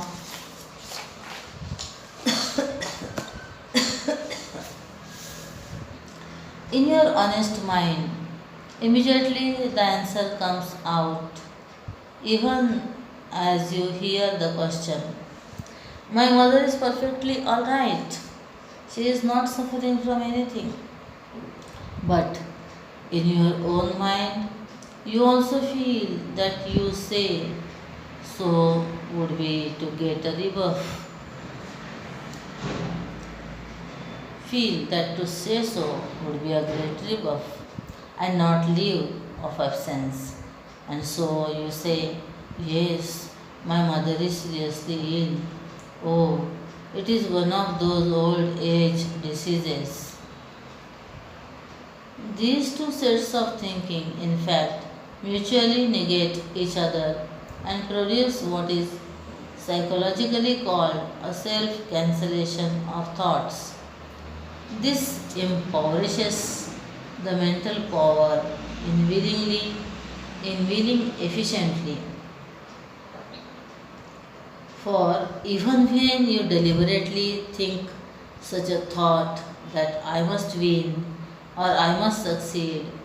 The habit of the mind to entertain some cancelling thoughts at once produces an irresistible flow of negative thoughts which negate your own determination irresistibly.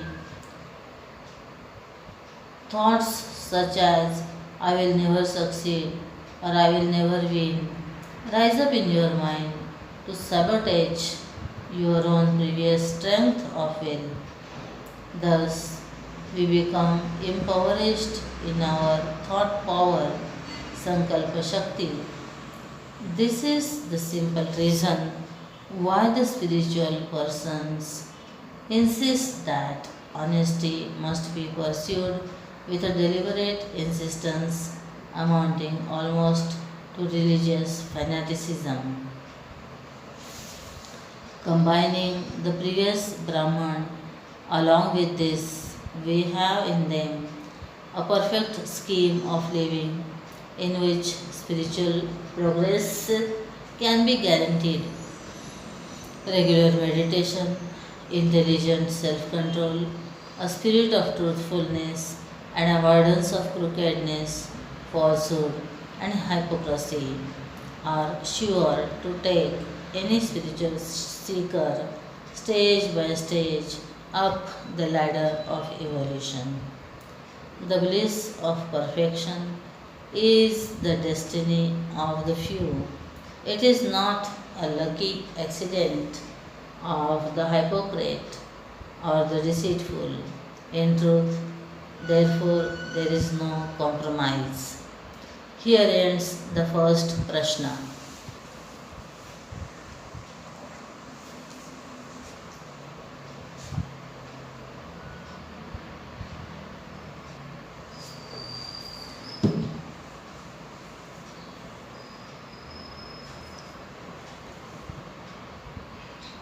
Query 2.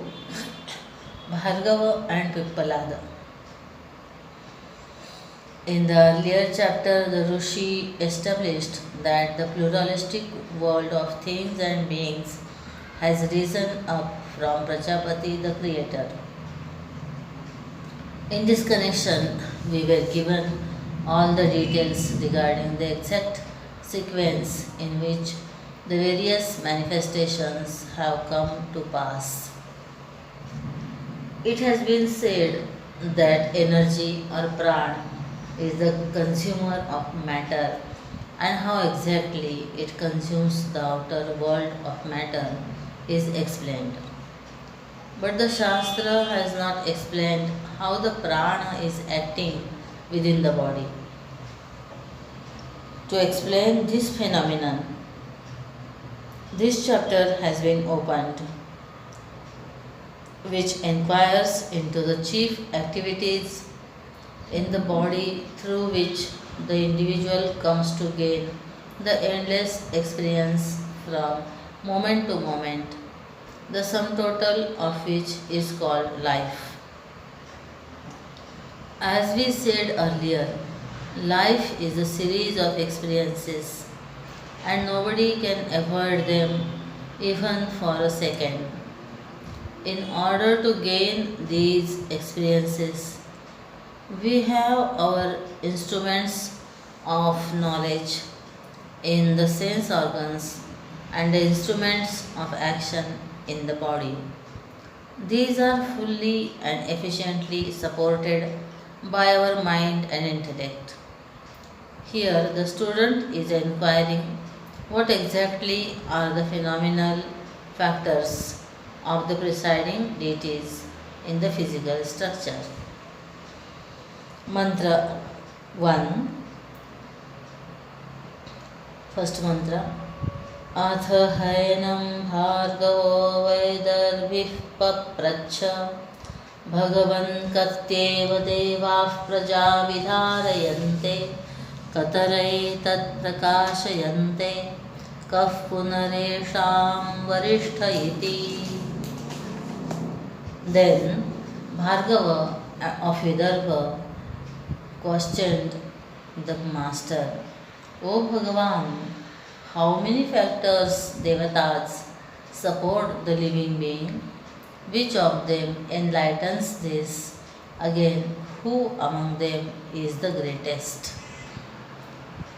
The question has deep implications.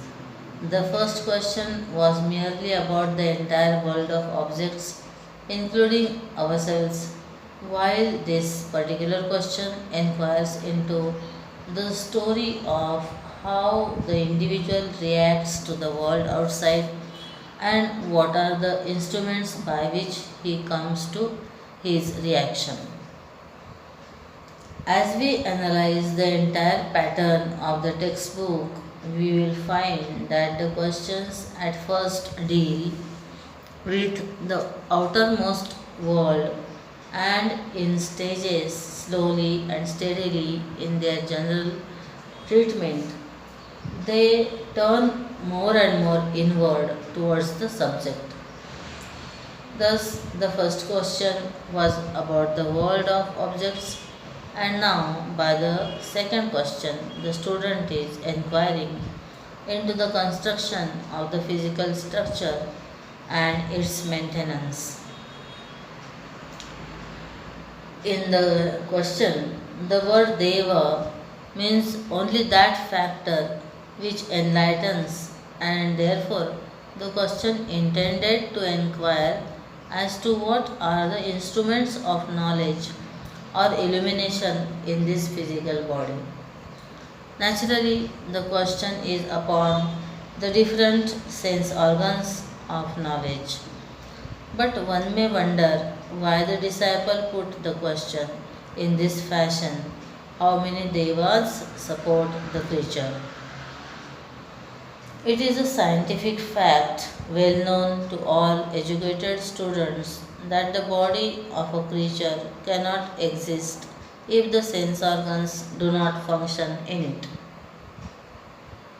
We may have a blind man living, we may meet with a man both blind and deaf. It is indeed very rare that we meet with one who is blind, deaf, and dumb. It is certain that an individual will not live if he be without sight, hearing, speech, and power of smelling. Never can a body exist for long when it has lost more than three of its sense perceptions. Therefore, the question is perfectly intelligent and extremely sane when it asks who all are the devas that support the body. The body cannot exist without the sense organs. There is a reason for it. The egocentric concept has entered a physical form to gain its experiences from the outer world of circumstances. The inlets for the flow of experience to the ego are the five sense organs. Thus, if the five sense organs are not functioning, the ego center cannot gain by that incarnation any experience for itself, and so it should necessarily leave that body and seek yet another instrument for its mission. But having come here, we, in our preoccupation with our life, misunderstand ourselves and run after meaningless purposes and useless activities. Thus, the materialistic world of today cannot easily understand this stanza, while to the spiritual of the Vedic period this was quite obvious and clear. Merely because there are apertures on the two sides of the nose called the eyes, we cannot say that it is these dotted white balls that see the forms in the outer world. Even medical science admits that it is the nerve center in the brain that actually recognizes the forms. The eyeballs, with their lenses, irises, etc., are but instruments of seeing the form which are in the outer world of objects. But there is a seer, intelligent behind the instruments of seeing to make it possible for the outer object to become the knowledge of form. It is this correct understanding in the intelligent disciple that makes him question what devatas exactly enlighten the instrument.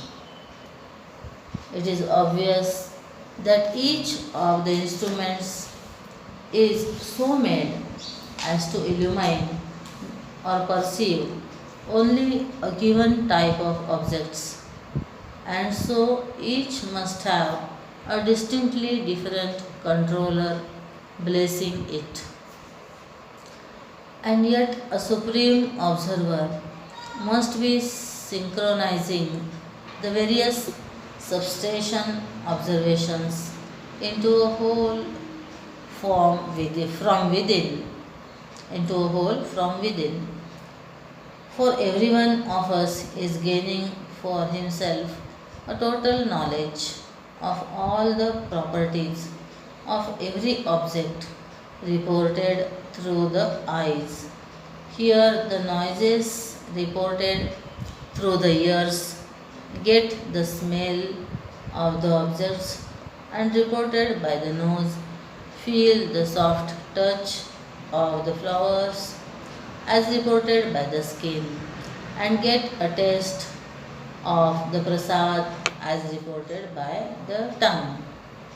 Besides these different items of reports, I also get a total concept of all these put together, which is called my experience of the puja.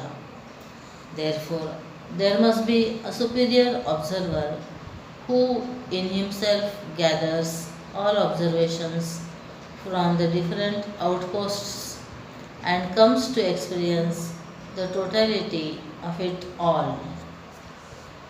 The student here is inquiring for that one great experiencer by the question, who among them is the greatest? Tasmai Saho, mantra 2, verse 2nd. Tasmai Saho Vacha Akasho Havayesha Devo Vayugnirapah Prithvi Vayuragnerapah Prithvi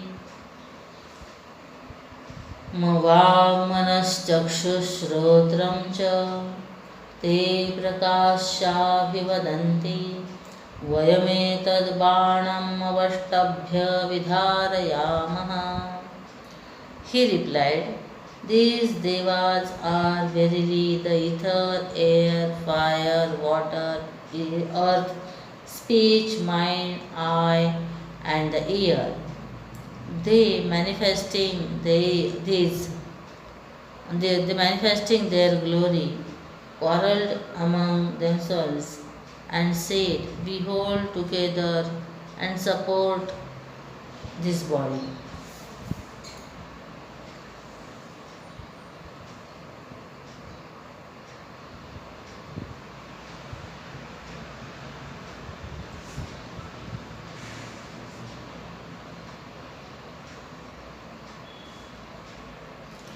The Rishi is now answering the question one by one. He has explained in detail that the factors that support the body are the instruments of knowledge and the instruments of action presided over by the mind. Now he hints at the fact that these instruments are all governed by the 5 great elements.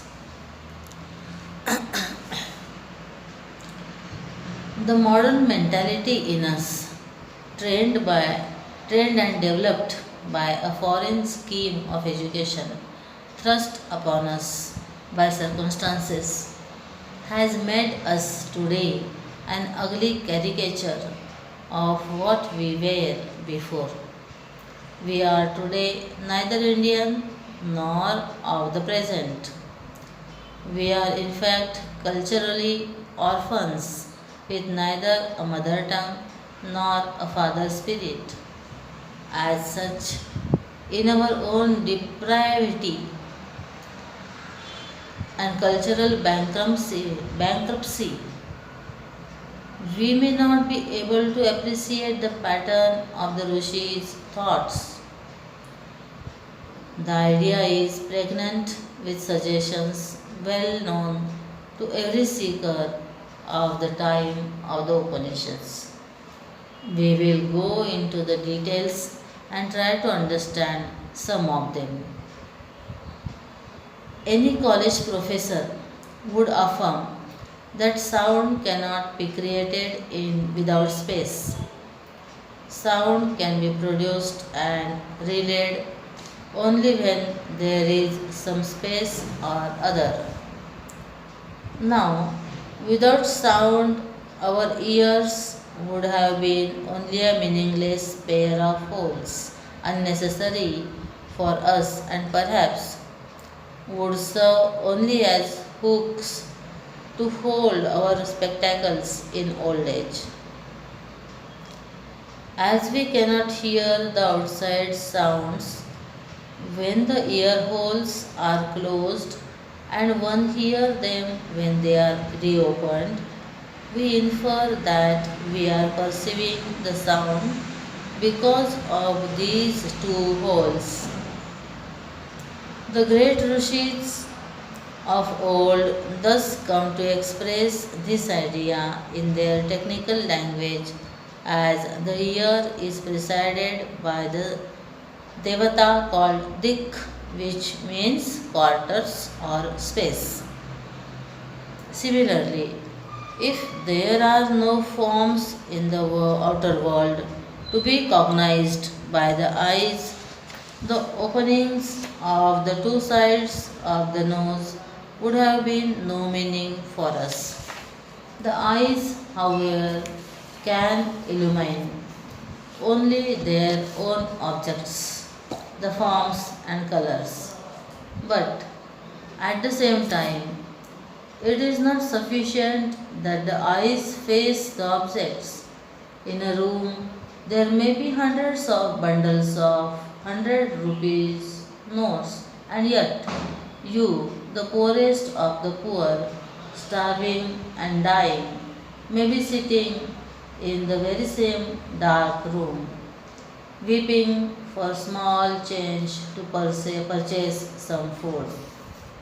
The object is in front of you, your eyes are wide open, and yet they cannot illumine the object because the room is dark. For the eyes can function only in a medium of light. In their language, the Rishis declared the eyes are presided over by the sun, meaning the source of all light.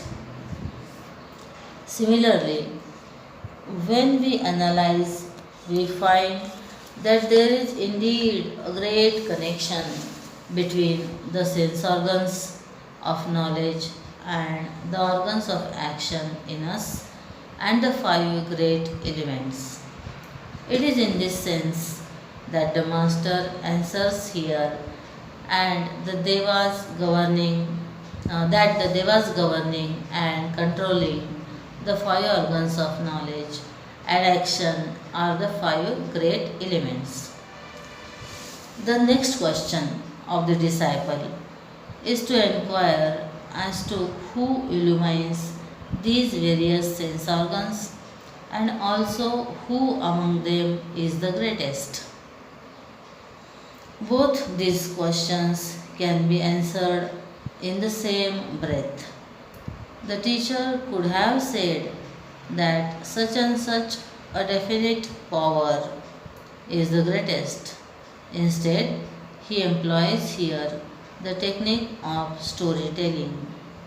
This technique is absolutely necessary to serve as a psychological treatment for the probable intellectual vanity in the student, as otherwise he may revolt and refuse to accept a flat statement from the Guru when he indicates directly the power that is the supreme. To avoid this intellectual rub, the teacher employs this technique. He says that once upon a time a great controversy raged among these various organs as to who among them was the greatest, and all the sense organs cried together, "We hold the body politic in our combined grace." There was in each one of them a large dose of personal vanity and self congratulatory conceit. They could not understand that there was some power greater than them all, but for whom they would have had no strength at all. Mantra 3, third verse.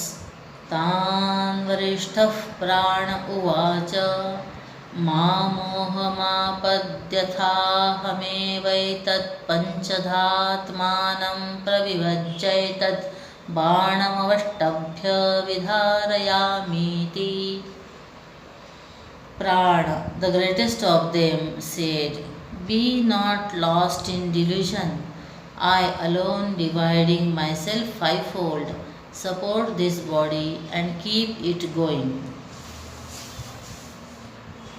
When, as we found earlier, the organs of action and knowledge quarrel among themselves, each crying that he is the most important factor in the body politic, the prana quietly comes forward, and in this Brahman, with a self-confidence born out of his own sense of unquestionable superiority, and advises all others. He characterizes all as deluded. Their pathetic self-arrogation has risen from their vanity and a consequent sense of self-importance. Prana here informs them that he alone is the strength and power which they are manifesting, and he alone is the vital factor in the body. The prana, dividing himself into 5 distinct channels of activity, feeds them all in their functioning and maintains the individual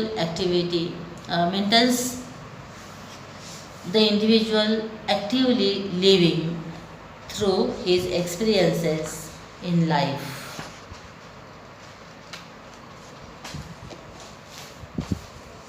Mantra 4th.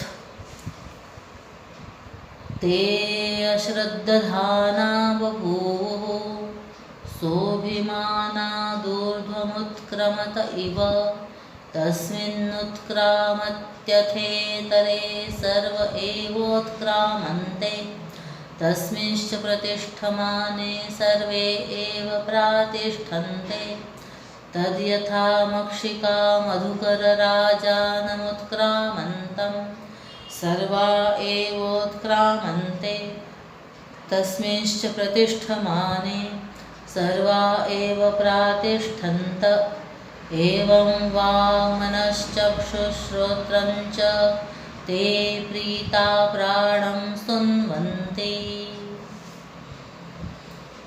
They did not believe. The principal pran got irritated and seemed as it were to go out of the body. When the prana got up to depart, all others immediately had to get up too,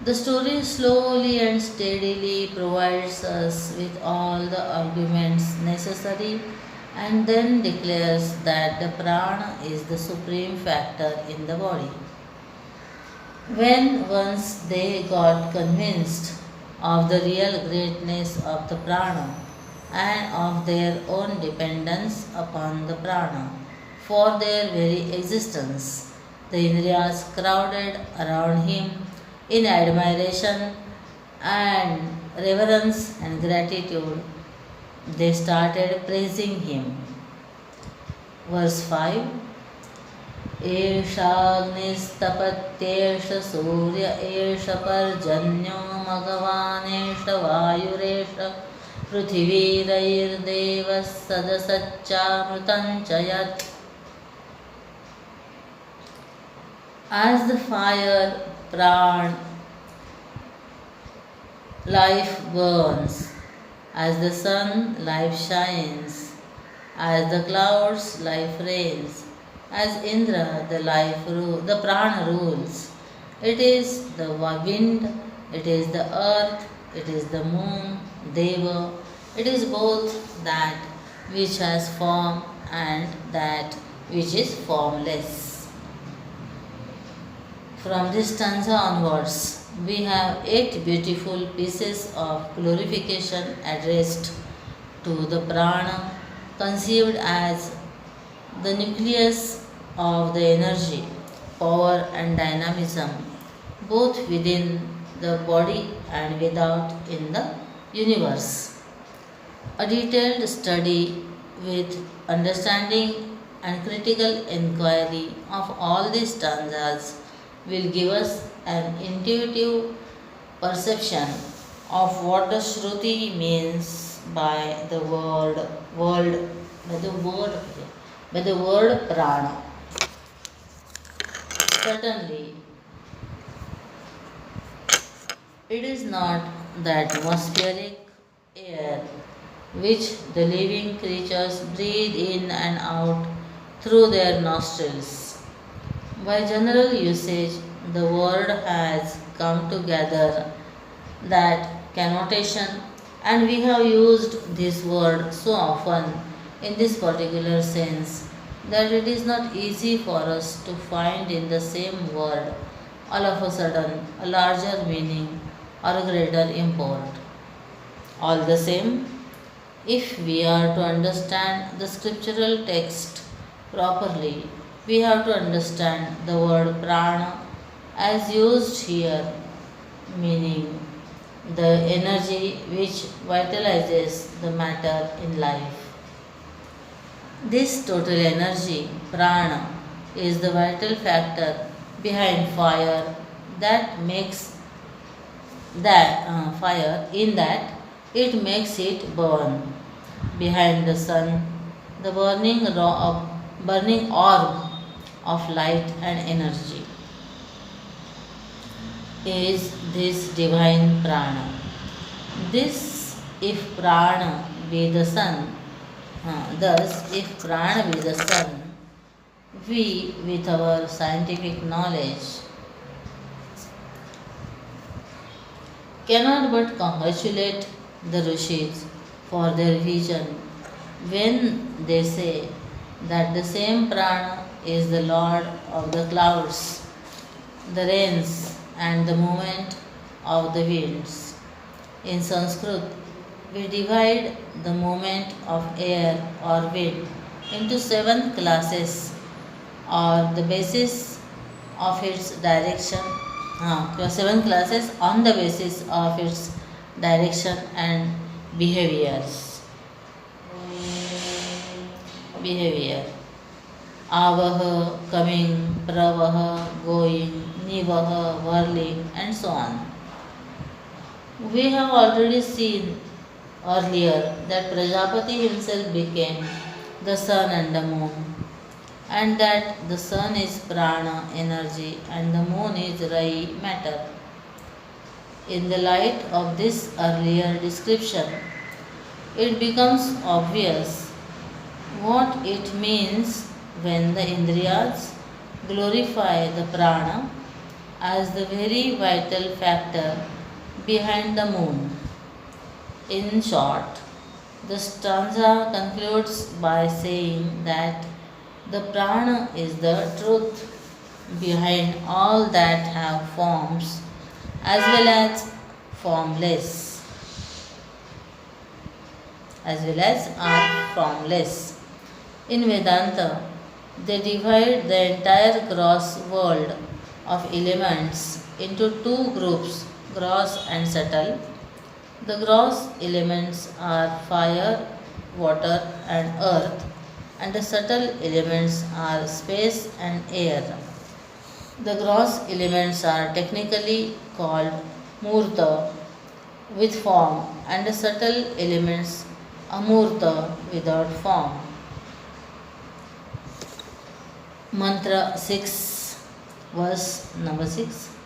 Ara ivarathanabhau prane sarvam pratishthitam rucho yajomshi samani yajna kshatram brahmacha.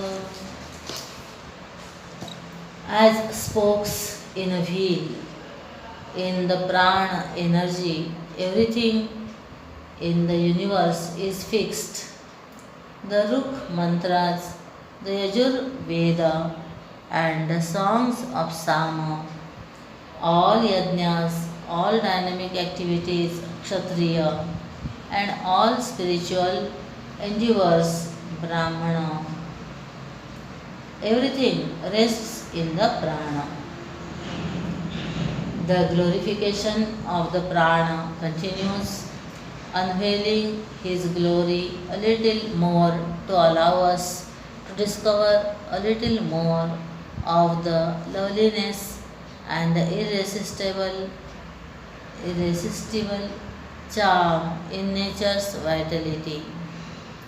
In the newly gained glimpse, we get one more peep into that treasure of beauty.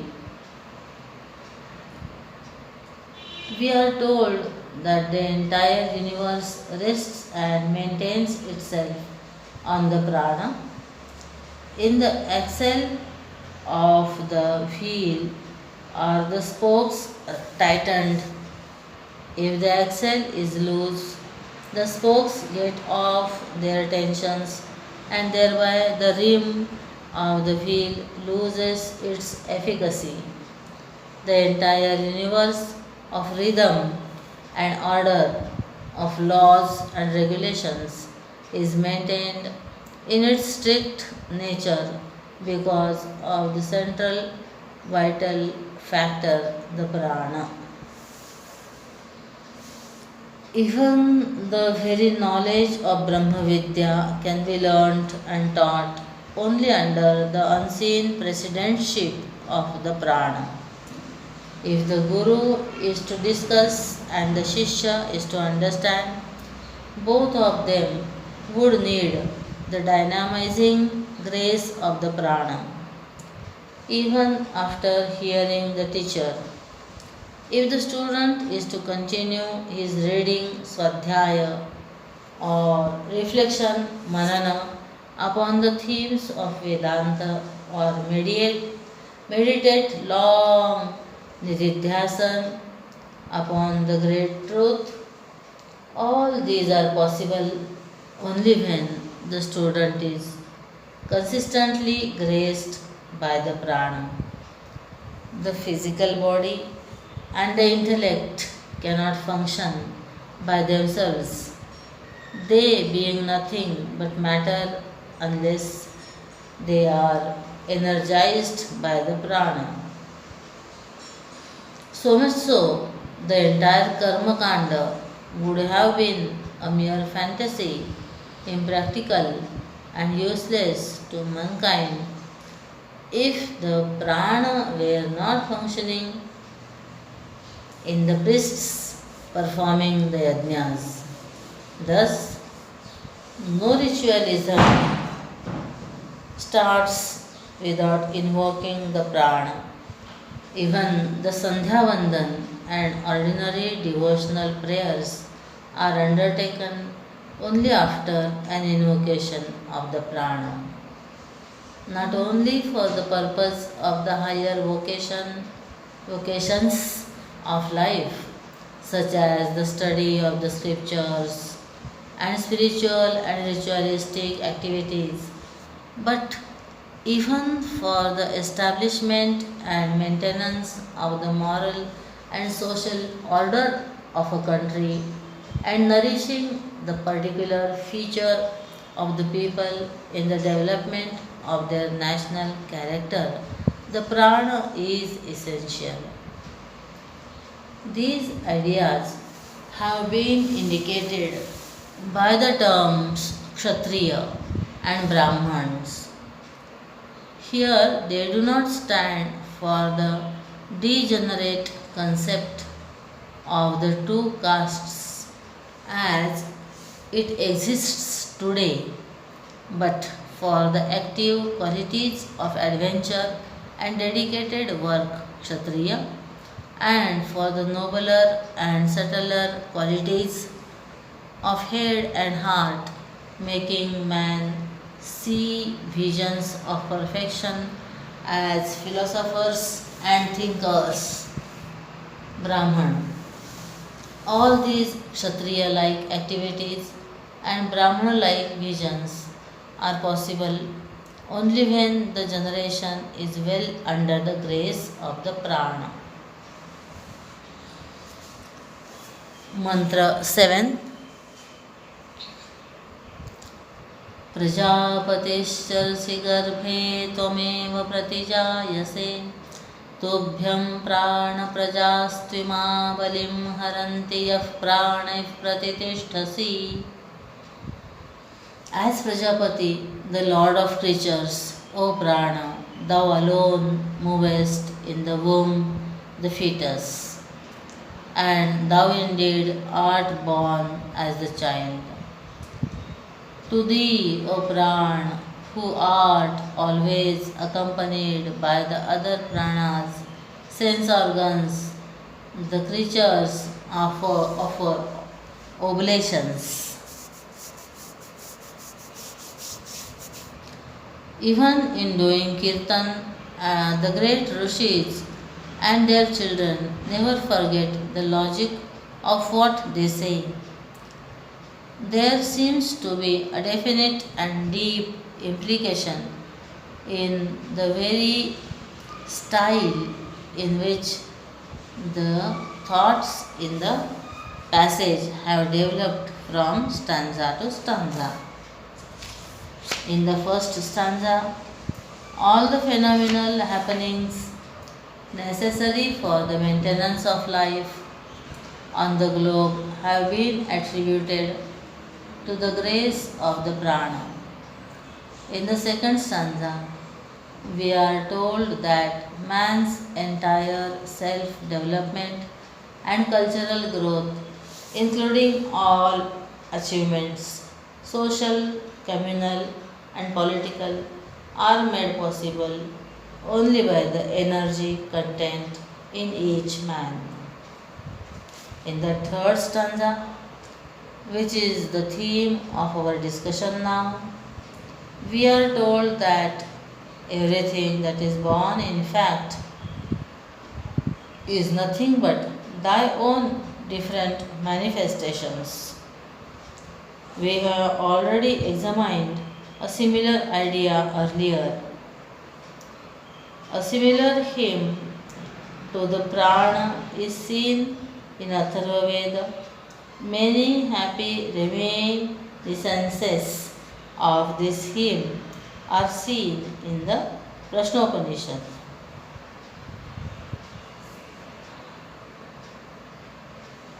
Having thus been born as a being, the prana dwells within each form, efficiently supervising the other subsidiary channels of energy called the Upaprana. And in order to adore the prana, who is thus ruling over the body through well chosen and efficient ministers, the whole human structure wanders about, ever seeking new experiences. At each experience, they cull a few flowers of homage, respect, and reverence and bring them as offering into the prana.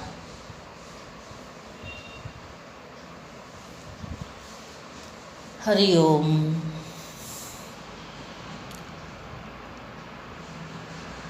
Shri Gurubhyo Namaha. Hari Om.